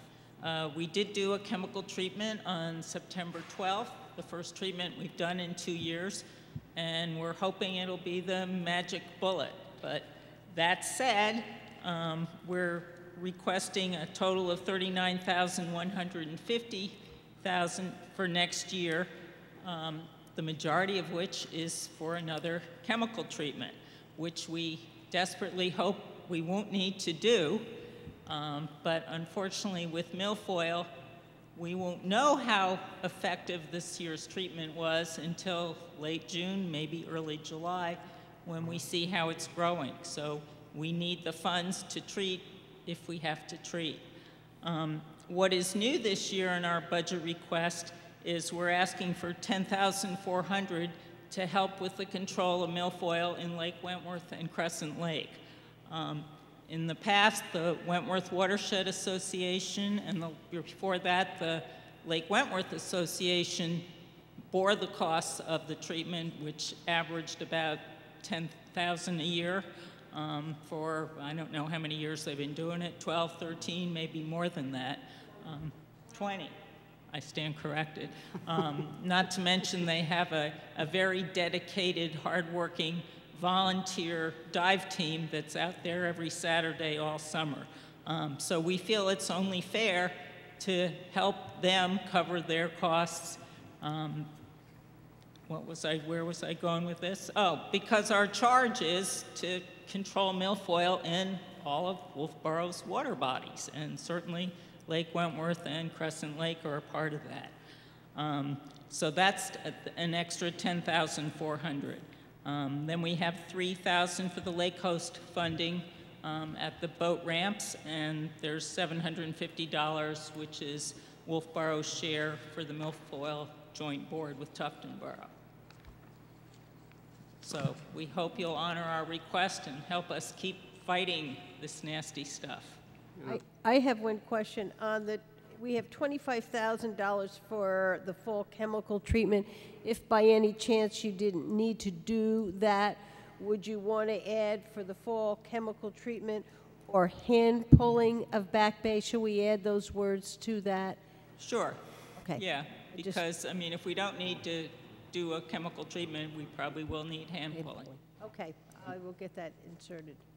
A comment, a question, and given that I didn't know that you kind of watch until next June to see if what you did a couple of months ago happens. Because I was going to ask you. A couple of weeks ago. I was going to ask you, how did it work out?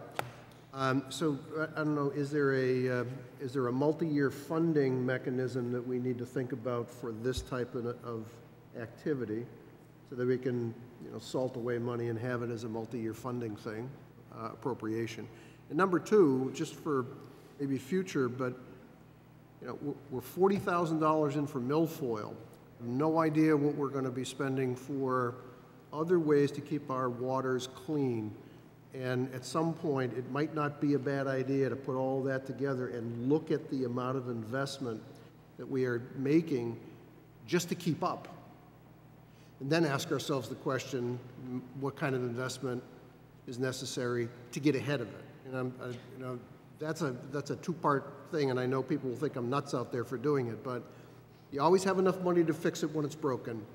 We should probably be thinking about fixing it before it gets seriously broken. So, I guess, Paul, I agree with you. I think we need to look at that. Not now. I think that what this is with milfoil, it's the maintenance program. You're never going to eradicate milfoil, but we're constantly. No, I understand. at Back Bay, and it's consistently been in the budget since, I think, around 2007. So it's our way of, and we have the good years and we have the bad years with it.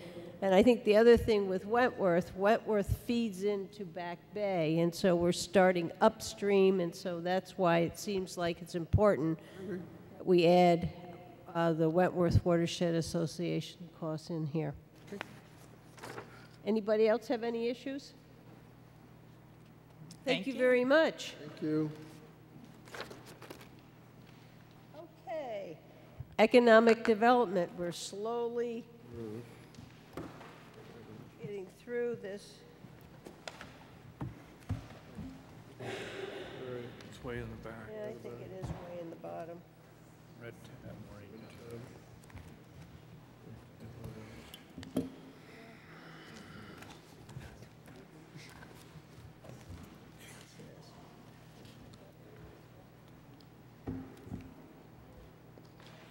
All right, folks, I haven't found it yet. Way down. Way down, past the Clark House. Red tab. Oh, there it is. Okay, got it. All right. Cindy, thanks for waiting. You look tired. Okay.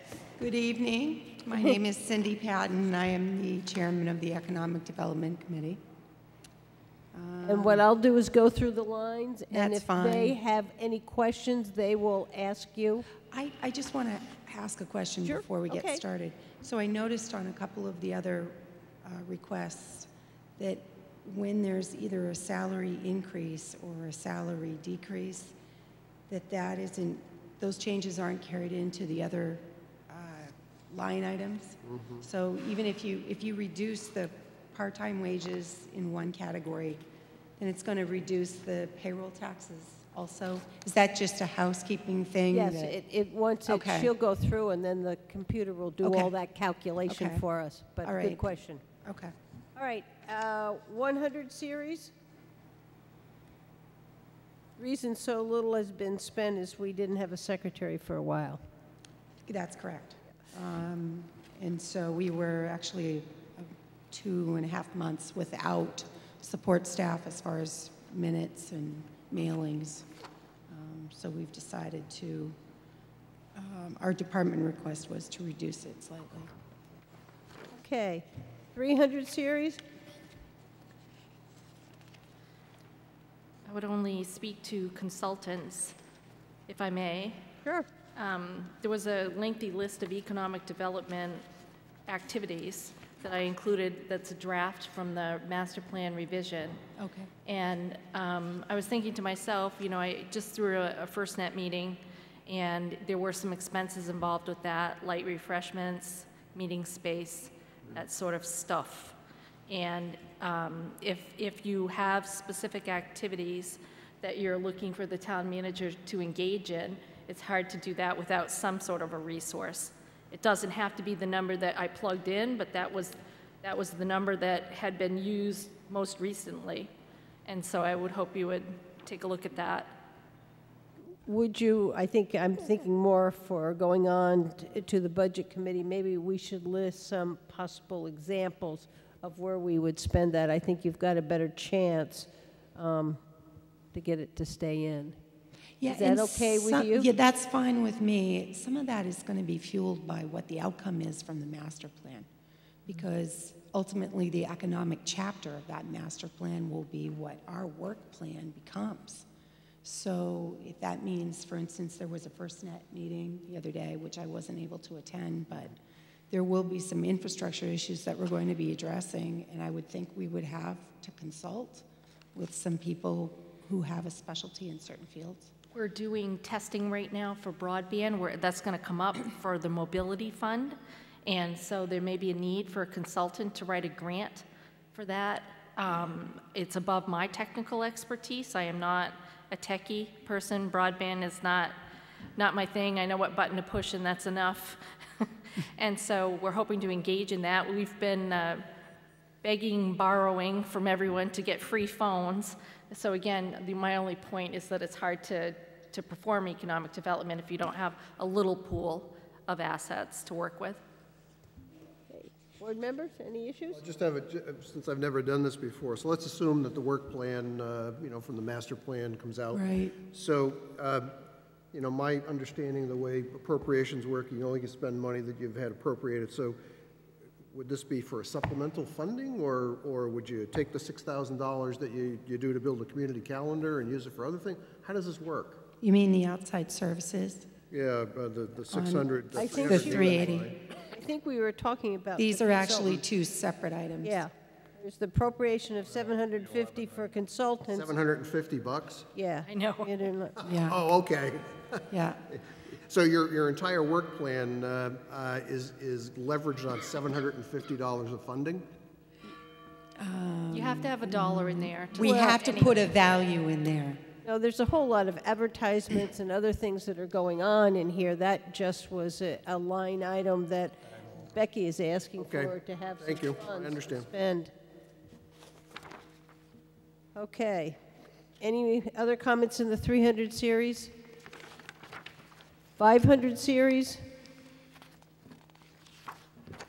This is a tough night for you. No, not really. There was an increase in the New Hampshire Economic Development Association member dues, so they went from 40 to 50. We usually send 2 people to that. Sure. We also found that there's a little bit of an overlap with the Recreation Department as far as belonging to the Lakes Region Tourism Association. And so, we felt that maybe the money needed to stay in this budget and not be in the Wolfeboro Recreation Department's budget, because the tourism piece is a big part of this town's identity and part of our economic plan. And so we felt that representation from the EDC was better spent in this particular line item. And then we have a membership to the New Hampshire Business Review that gives us somewhat of a pulse of what's going on in the other parts of the state. It's a publication, annual publication. Okay, and on advertising, there's an addition of $500 for last night. Both Fisherville and Last Night are special events, and there's a special event committee that is a subcommittee of the EDC, which came from the Business Retention and Expansion Survey. And so last year it was not in this budget, and that was added. The short piece of that is that through the Business Retention and Expansion Survey, a lot of businesses were promoting for events and advertising those events. When we had the lodging forum, we also got a lot of feedback from the lodging community as well, that events drive some of their winter business. So they've asked for us to try to start coordinating that. Okay. Anything else in the 600 series? 800 series?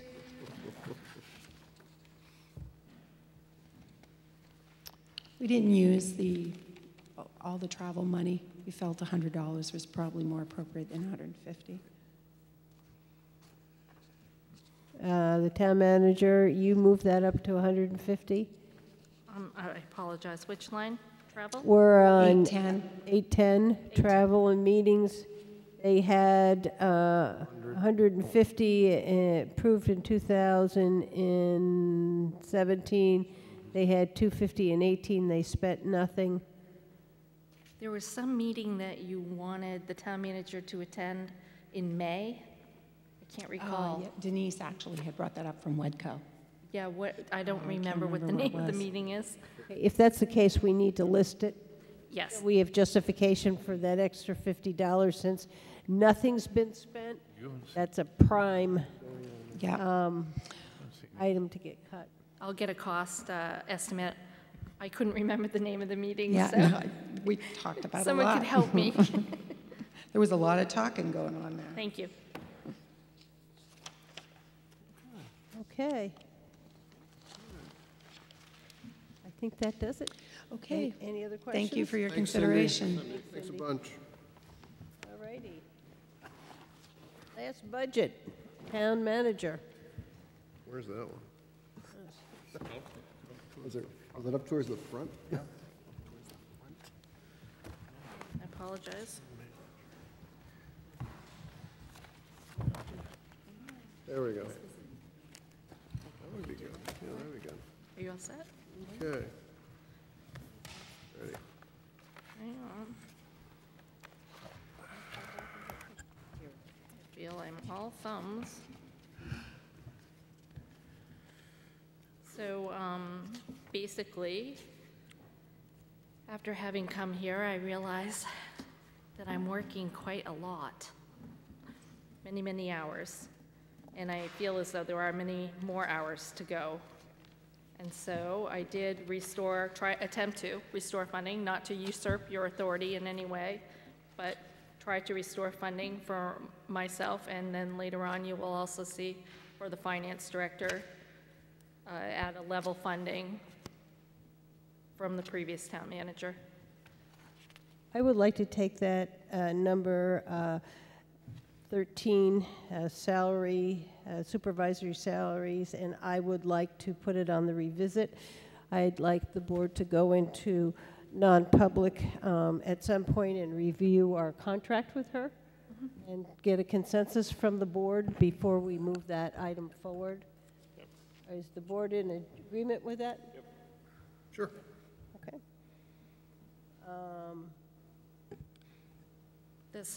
The contract did call for up to a 5% raise.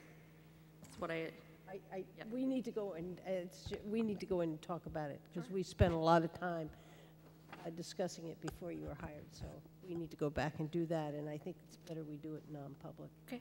So I was thinking we could go into non-public after our October 9th meeting, and we can do it then. Madam Chairman, if that conversation is to ensue, which I think we all have agreed to, that drives a lot of these other numbers, right? It would drive. That's correct. It'll take care of the 200 series.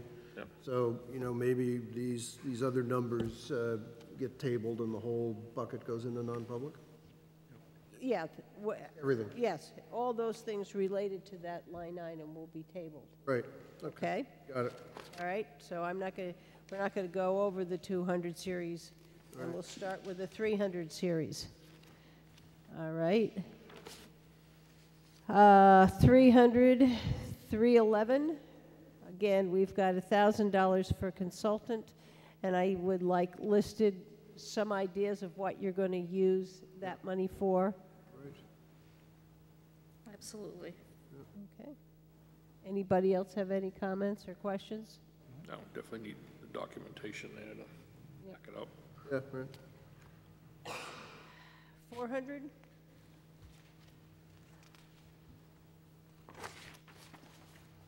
$500? I'm assuming on 560 that dues and subscriptions, we just didn't, in the change of town managers, for some reason, we didn't do those memberships? No, we are about to do them. In fact, it'll be a little bit lower. Okay. So these are the annual dues for the Municipal Management Association, as you see. And what is ICMA, please? ICMA? On Okay, yeah, 561. that's the International City and Managers Association, and it's tied to salary of the town manager. It was also the prior town manager's retirement fund. He took his retirement through ICMA. Is there, the one thing that I've had concern about as we've gone through some of these budget is the last date we have any of the expended to date is August 20th. Yeah. And I would like something more current because we've got a bunch of these programs who ran, like the Libby, through August and into September, and so I feel I don't have a real good comparison. So if that could happen, how does other board members yeah, okay. If you can do that for us, that would be great. Yeah, just, I agree. I mean, the more current information we have, the better prepared we are. And just for the sake of the amount of effort that it takes, I mean, is this a big effort to get us more contemporary budget information as to expenses year-to-date? Shouldn't be hard to do?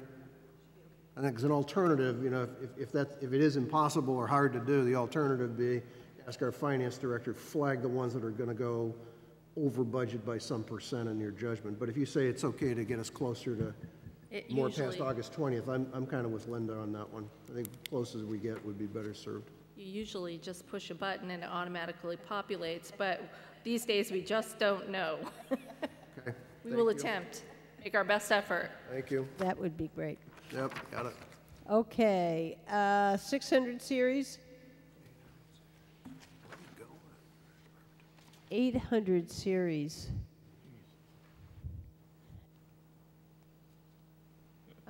On travel and meeting, there was a big decline. I guess she's going to travel less. Well, have time. Well, I would like to comment on that, actually. You'll see that the mileage, if mileage isn't tracked and you provide a stipend, it's a taxable fringe. And so I'd prefer to have it in my salary than opposed to having the government tax, you know, anyway, make me have to keep a logbook of where I go and when. Put another way, I would be more than willing yeah, to there's do no a mileage. stipend. There's no mileage stipend period in your assumptions, whereas in prior periods there was. Yep. Okay, okay. I think we should look at a mileage stipend when we look at everything. I think Dave Owen had a mileage stipend. Did. That was my recollection, so I think we can put that in. Did. Assumedly, he would have had to get a 1099 on it? You have a page in the document that says that. Okay. Well, there's a tax issue there, is all I'm saying. It goes in your pay. Well, that's taxable income. Yep. It's not consulting income, it's taxable income. It should be on your W-2. But you get a set amount each month opposed to the mileage you, and I think with some that we don't have a town car for the town manager either. So that was what it was kind of. Well, I'll take that instead. Well, you're right. Let's get that through the budget committee. Okay, 800 series. Any other questions on the town manager? All right. Now, that's all I have, but I think you gave us the health officer. Is that going to happen somewhere else, some other time? We had the smaller budgets too, which were the Clark barn, the Clark house, and maybe a potential discussion of the barn. Okay, health officer and the miscellaneous were on my list, queue list. If you're not ready for them tonight, that's fine. We can do them a different time. I wanted to keep you busy. Madam Chairman, or to Becky, is that okay? Were we supposed to decide on the Clark House taking tonight? No, that would be it. I think we have to hold a public hearing because Good. that's Right, no, but I could brief you on that. I'm with you. Okay, I'm cool with that. If you'd like. We can go to that, but there's nothing in this budget book that you want us to do tonight more. There's Okay, nothing more. that's what now we're on to the painting of the Clark. Thank God. Because I thought I had the health officer in here. Okay.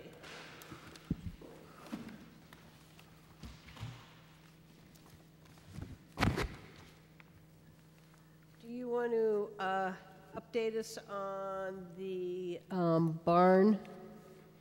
This is the police detail. Next steps, yes.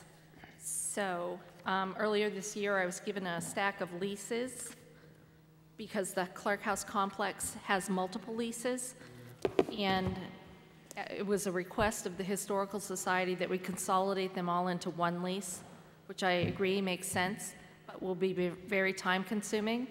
And with the legal budget already over budget, it seemed to make sense to defer that work until 2019. That said, in order to accept personal property versus a cash gift, you had to have adopted that at a town meeting. I have been able to locate warrant article where we did do that. It only happened just last week. So I think we are ready to hold a public hearing. I want to make it clear that if we do accept the barn, there is some maintenance that needs to take place. I did seek out a verbal estimate on painting. The high end was about $6,500. If you go there and look, you'll see that the lower clapboards are flaking in paint, and that's because there's no gutters and there's no roof flashing or drip edge. And so that it kicks right back up off the ground onto the lower clapboards. So if you were smart, you would do something about that right after you paint it. Otherwise, you're going to be in the same situation very early.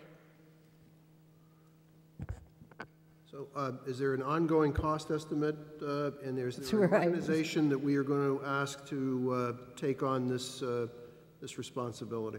It has been suggested that this go under Park and Rec because the regular museum is there.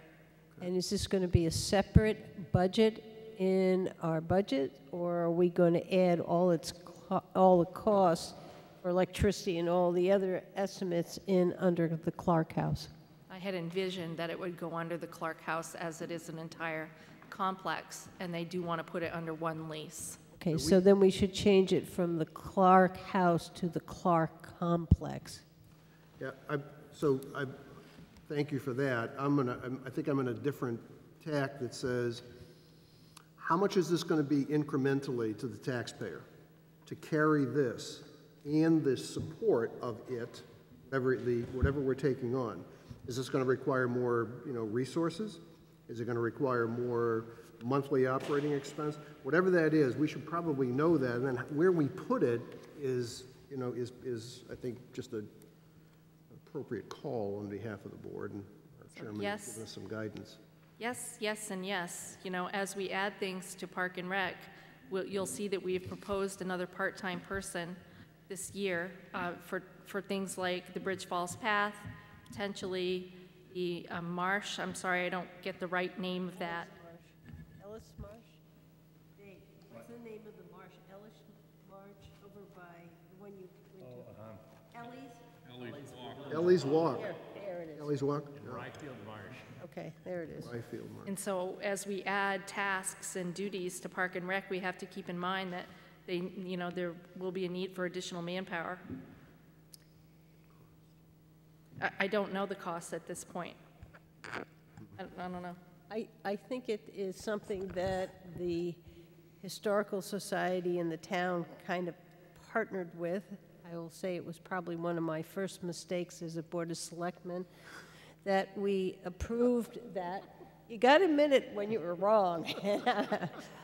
We approved that. They came to us at the last minute. The barn was in pieces, and if we didn't approve it at night, that they wouldn't be able to get it, and so we approved it contingent upon them going to the planning board, and they didn't get to the planning board, and it's been one headache after another, and now it's complete. And I think the understanding at all time was that the town would take that over, and that filled out that complex. You can blame me, Paul. No, I'm not blaming you. That wasn't the point at all. I just think it's we just need to understand what it's going to cost us to carry it. Period. It's a simple question. It shouldn't be hard to figure out. They can figure that out, but I think that, I guess what I'm saying is I think that we have an obligation at this point to take it on. That's what I'm, bottom line. We haven't paid attention. Nope. But we're going to have a public hearing, and the public can come in and tell us whether they want us to do it or not. So are we comfortable moving forward with that, or would you like to wait, Paul, until we get those calculations before we even schedule the hearing on it? I'd like to have an estimate. Okay.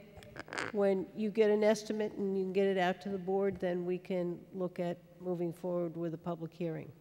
Thank you, Madam Chairman. I'm just struggling for a minute because it was an all-volunteer organization, and how much history we will have. I know that there are increased costs because of the security system and the fire alarm. It hasn't been open, so you don't know water, electricity. Right. It hasn't been used. You're going to have to estimate. I have no history. I don't know how many months they're planning to keep it open. I mean, or, you know, I think there needs to be some conversation in order to get the figures. Yeah, a rough order of magnitude would help. I mean, you know, the degree of precision probably is not. It's hard to do. You'll get degree of precision after you've had some experience, but a rough order of magnitude would be helpful. That again, I'm not trying to minimize it, but I think people out there will probably want to know. Wild guess. I wasn't going to go quite that far, but since you mentioned it. I would base it on the Clark House somewhat. I think that's a similar use time frame, I'm guessing. Oh, I'm gonna, all right. Did that take care of that? The next thing is the police department detail revolving fund. And I had sent out to the board the information that I have found on it. And if you go to the sheet that does the breakout over the years, I had last year a meeting with the chief and the captain to look at how the revolving fund has been handled. And this is, to me, a management bookkeeping issue. You have the 2006 warrant article that states that it should be an in-out type of program. You can see that some years they had money left, other years they ran in a negative, and it's been inconsistent until we started to get to around 2015, and the amount is going up and going up. And what I also provided to you was a page out of the 2017 audit that shows that the 2017 year, which I didn't have at the time, had a surplus of $10,040. And if you look to the column before the police revolving fund, you'll see the recreation revolving fund, and you can see how those services go in and come out and have a very small surplus. And so the question I think we need to discuss with the budget committee, and we need to decide ourselves, is how should this be managed in terms of going in and going out. And we then will come up with the question, there's a lot of money in this account, and how should we use that money, which is going to be the other question. I know the town manager has talked about tasers. I know the police chief has talked about cars, and I thought this would be a good opportunity to talk to the budget committee how they see this should be run, how we see it should be run, based on the warrant article, and then maybe can get in some of the conversation about how we should use it. So I wanted to make sure I gave you all the research that I had done on it so that you'd have some information. And if you're in agreement, we'll add this information in our packet that we will put together for the budget committee. Can I ask you a few questions? Sure. I read the warrant article that was, what was it, Madam Chairman, 06, 07? 06. 06. So just to summarize, and this was a past warrant article, Article 23, I guess was approved. So this says that if a detail is conducted by PD, yep. You know, the client, whomever that is, gets a bill, and that bill is going to be different. This isn't what the warrant article says, but the way it works is the bill is different based upon the whether it's a patrolman or a higher level officer. There's a different schedule. That bill is then paid and it moves into that revolving fund. That's correct. Okay. And in the police commission, and the treasurer administers that fund, which he or she should do. The police commission can then say, I want to take money from that fund and move it into PD budget. but it has to be for retiring a salary or an expense of the, related to salary? Is that how it works? It goes in, as far as I can tell, and you can see the way it's worded, that it is transferred in to, I believe, the public safety line on our revenue statement. Yeah. So it goes into the general fund. It doesn't go into the police department itself.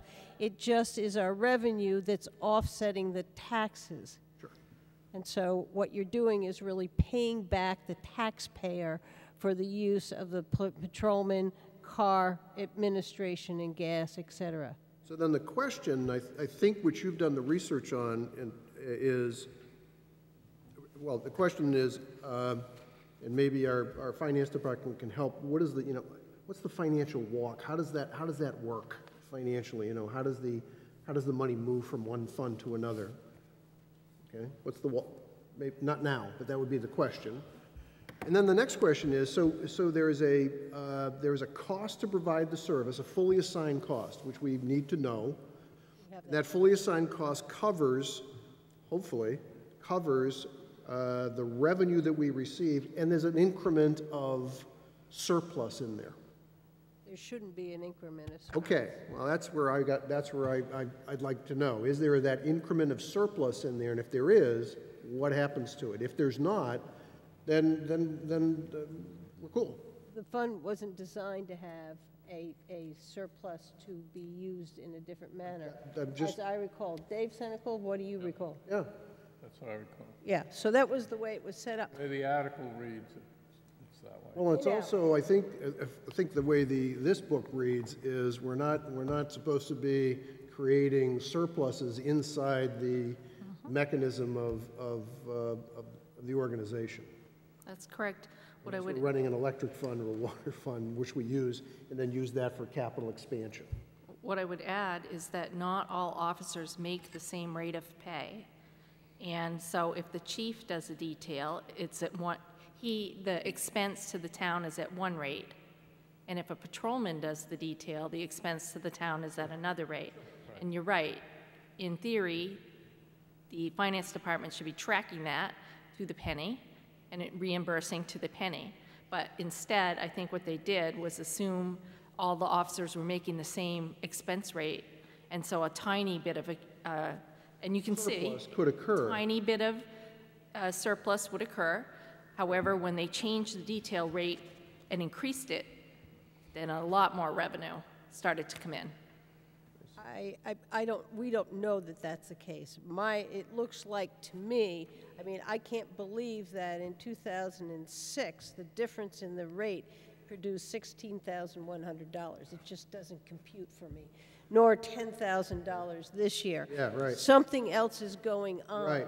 And I agree with you, there might be 2,000 left over because of that, but not what we're seeing. So whatever's happening in this fund, it isn't correct. I think you know, I would tend to agree with the chairman, and that is, if a higher paid person is conducting the detail, that higher paid person is generating a higher amount of revenue, and we would expect that the fully assigned cost to that higher paid person is a bigger expense. Salaries, compensation is a big driver of that. The cost of the patrol car and all this other stuff is leveled, but there would be more expense. So I think, you know, it's all theoretical conversation, but we could work it out on paper. We should, at the end of a period, zero this thing. This should zero out. It should zip out. Now, how it got to where it is, I mean, that's forensics.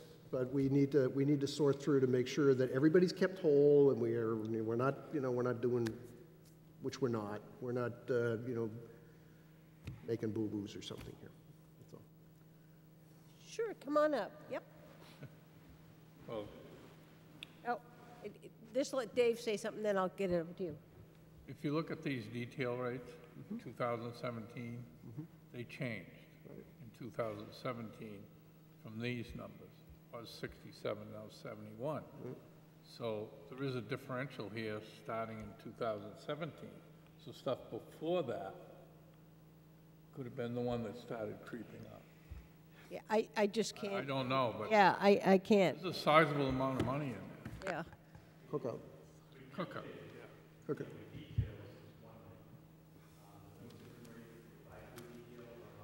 Yeah, right.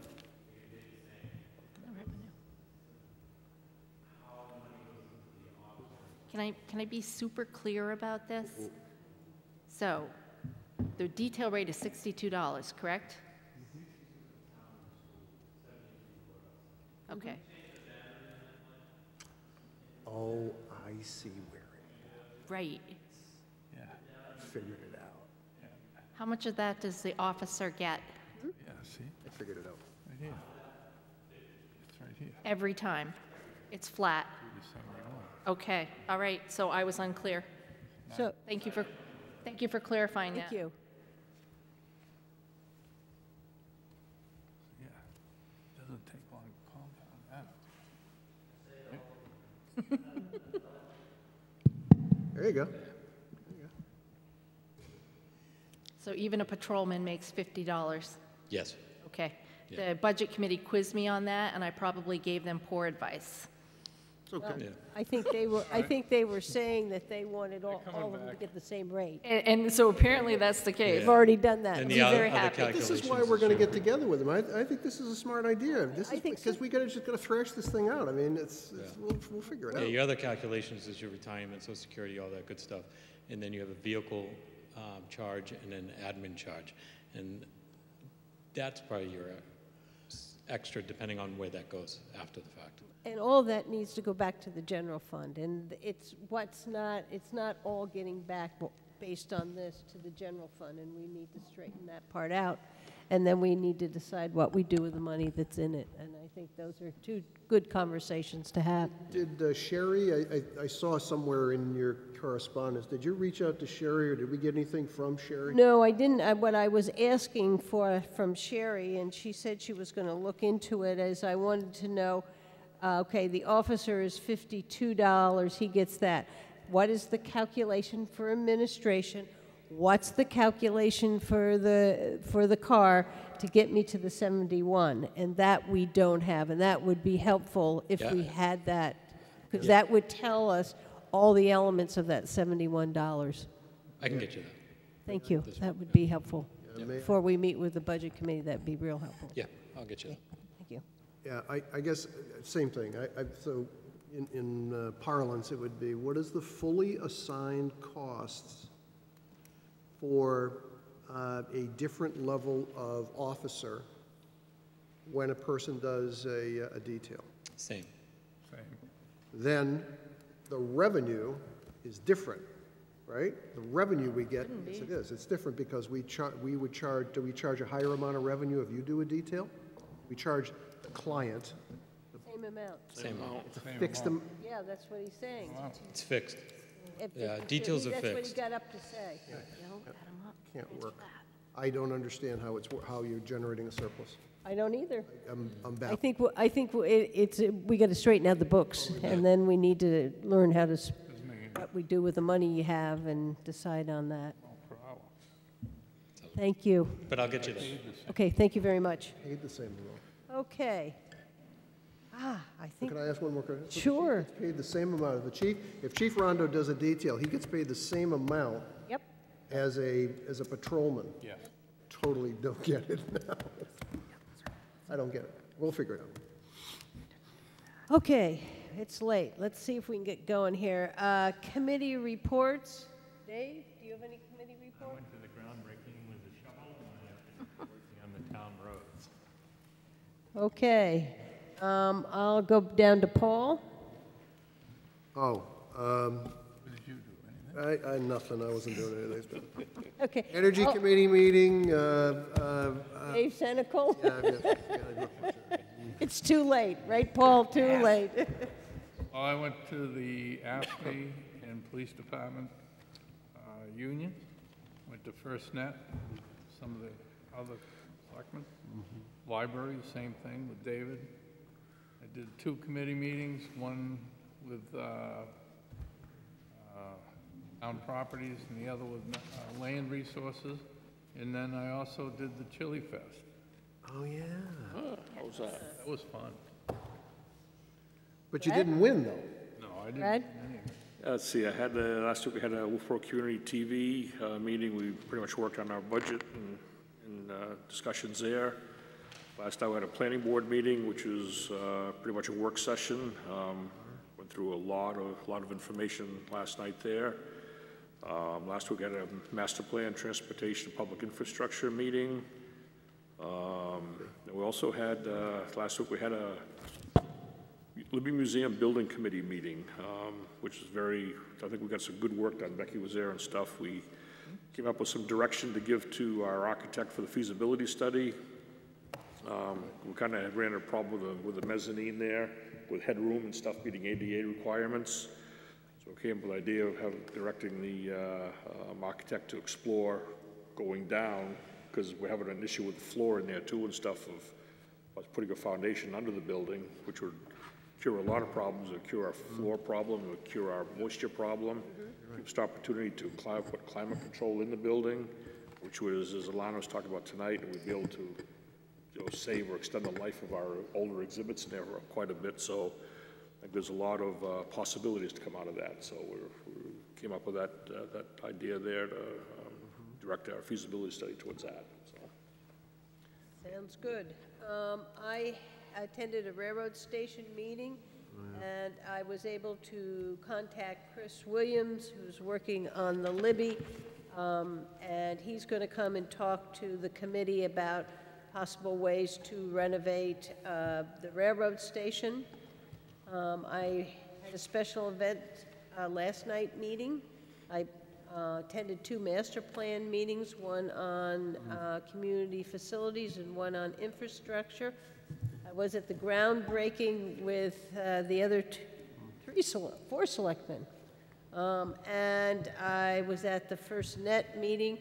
I found that very interesting. It made me have a better understanding of the capacity of 5G and what part of 5G would go to FirstNet. And it was a sales pitch. I thought our fire chief and our police chief asked very good questions, and I think it is something we need to explore. And it's going to take a while for it to get here, as far as I can tell. And it's an area I knew very little of, and I've enjoyed learning on it. The other thing I did, I took the plan that the chamber brought to us for Freezing Back Bay, and I sent it to Amy Smagula of DES, asking her whether she thought we needed a permit. She sent it to 2 other individuals at DES, and their response was yes, it would require a permit, that we need to be more specific on exactly what we're going to be doing there. So I'm following up with the chamber with that information. Town manager. Yes, I know it's late, but I do have a couple of things. One, I was contacted today by a consultant that the Gala organization would like the board to consider sponsoring a community development block grant application for them. It would be for a feasibility study. And if you're interested in doing that for them, there would need a public hearing on October 17th, which is your next meeting. I could not put my hands on the community housing policy or the anti-displacement policy that the town should have if it had done CDBG anytime lately. Oh, we did it for those, and I would check with Kathy Barnard to see who she was. Right. I think it was Donna Lane, who was the person who handled it for the town. Yep. And that's where I would go to. Yep, I know Donna. Yes, she was the one who handled it for the town, so she may have all those, because I remember us doing those policies. Okay. So their deadline is the end of the month, which is why there's a little bit of a scramble to do that. So I don't know if you want to vote to hold a public hearing. I'll make a motion that we hold a public hearing on a government block grant for Gala. Second. Any further discussion? All those in favor? Aye. Any opposed? Okay, we'll notice that. With regard to the office, we have an employee who performs payroll functions who is going out on FMLA. And that leaves us in a bind because that's going to happen in 3 weeks. And we are considering strongly requesting the board to provide some funds so that we can outsource payroll, either locally or through a national company such as ADP. Never get that right. Do you have a cost estimate?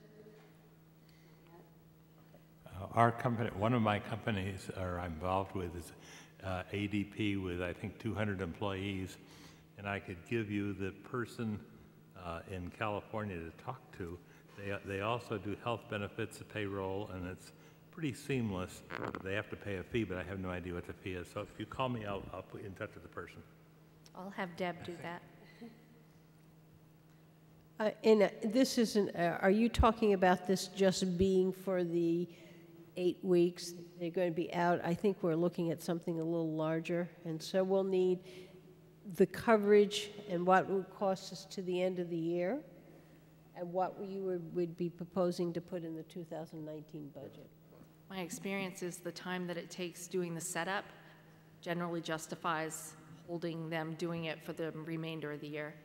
It's really the cost figures that we're Yes. looking for, so we have to get a handle on, you know, what it is in comparison to what we have. Yeah, Mr. Bowers is very right. I have a few experiences with ADP and others, and you pay by the person, so head count times a number, it's a P times Q, for payroll. If you want payroll and human resources, it's P times Q times additional services. There's a number of services you can bundle on, and you don't have to buy the whole thing at the same time, but I think it would be important to get the estimate and then figure out what their responsibilities are in terms of getting you from here to there, meaning their environment. They'll do retirement. They'll do anything you want. They'll do anything you want. Yeah, they'll do 401ks. They'll do anything. And the time frame. And the time. To get us there. Okay? As we, I'll go. Anything else? Mr. Bowers, I thought was going to say. I have a suggestion regarding Tufton Borough wanting to have us have a commercial thing. I think we're letting Tufton Borough use Abenaki Ski Lodge, and maybe we should look at the rate we're charging if they're being mean to us. That's it. Okay, anything else? We'll just let that drop. Well, you know, I'm sometimes off the wall, but I am realistic. Quid pro quo. A couple more quick things to pass by you. For you to move on. There is some remaining funding left in the 2018 budget for consultants, and Mr. Ford would like to dedicate that money, $4,000 from water on consultants, and I think he meant $5,000 from sewer, but he had the wrong fund number on it. At any rate, $9,000 from the current year against a proposal from Underwood Engineers for $10,400 to rewrite the water regulations. They have not been rewritten since the 80s. Actually, I can get specific, 1981. And so they're just a little out of date. And usually water regulations, they will fill a book like this, and so they're very sketchy. And I knew that might have some political ramifications, so I thought I'd run this one by you. Anybody? Doesn't bother me. How's I mean, that? I think you're just encumbering the funds. Basically, yes. I think that makes sense. Do you want a motion, or you just, okay? Perhaps on this one. Okay. I'll make a motion that we approve $4,000 from the water fund, $5,000 from the sewer fund? Or it could be the other way around, because he's got the... Let me just do this, that we appropriate $9,000 to do an update of the water rates. From 2018, yes. From 2018 budget. And Any further oh no, any further discussion? It's getting late. Aye. Aye. All right. That's late. Did you get that, Michelle? Did you get enough of what we were doing? Okay. Do you have anything else? In building the budget going forward, I would like some guidance from the board on, I sent you a memo on salaries and projected COLA percentage. I think you wanted to do this in public session. It's up to the board. The vote needs to be in public session. Do you want to come back out after non-public? I think maybe we want to come back out afterwards, don't you think? Yeah, I think we do want to come back out. I think we have a few we may want to talk to you about. And so I guess we could go into non-public, yes? Okay. Questions from the press? Well, I guess that's not going to happen because they aren't here. Public input. Here she is. You've sat a long, long time. David, don't look so happy. Well, the last meeting I left because it got late, but I was going to leave again. But something struck me when they were talking about the Pleasant Valley Culvert Bridge project. I heard the engineer say that it was supervised and done by Bergeron, and I think we still use them for certain things. They're different. One is Bergeron Technical Services and one is Bergeron HEB Engineers. So they're not the same? No, they're not. Well, that's good to know. Cross them off. However, this project, according to the engineer, the design and construction issue became a problem right away after installation. It was noticed.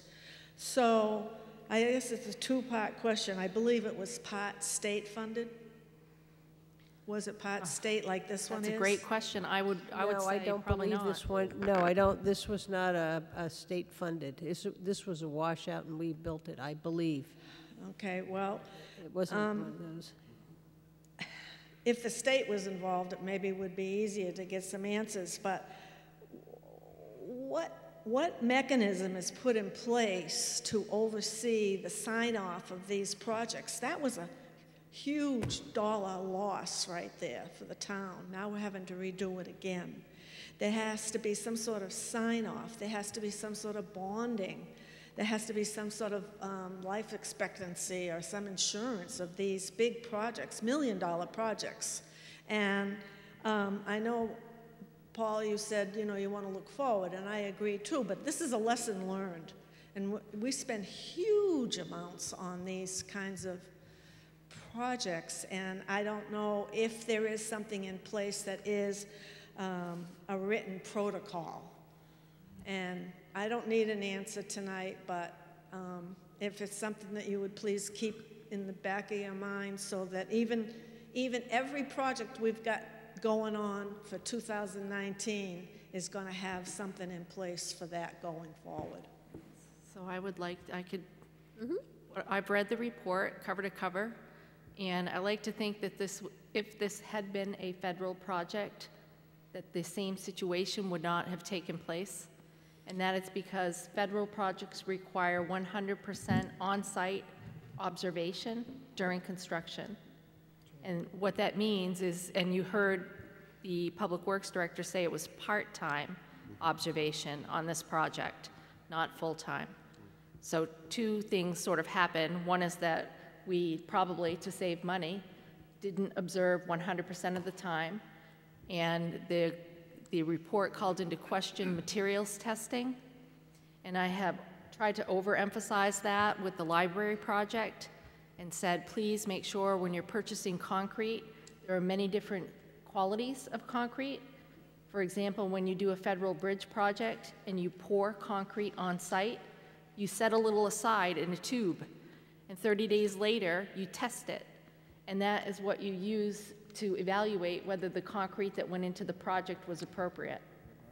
So in this case, they should have done what's called a sieve analysis on the construction materials, the sand, the gravel, and it appears that probably didn't take place. and so we could learn a lesson moving forward. And so, given some of what you outlined as to steps and procedures, is it something that you have the ability to put in place for these big projects as to format of procedure or something like that? It's expensive. And typically what happens is that's one of the first things that goes out the window when you're trying to do a design build or a cost save project. That said, with the library, I have advised the library director and the team that is going to be overseeing that project to be specifically cautious about the quality of iron that you receive, because again, there are many different types of iron. Iron comes from China. You know, you need to make sure that you get sheets similar to like an MSDS sheet that says... Are we being penny wise and pound foolish? I mean, and I'm the one that's probably the tightest with looking at town expenditures, but it just doesn't seem to, I mean, I hate to say it, but look at the RIB test. And here we are again, you know, with a whole new project. And maybe that wasn't overseen through a protocol, and I have no idea what that protocol should be.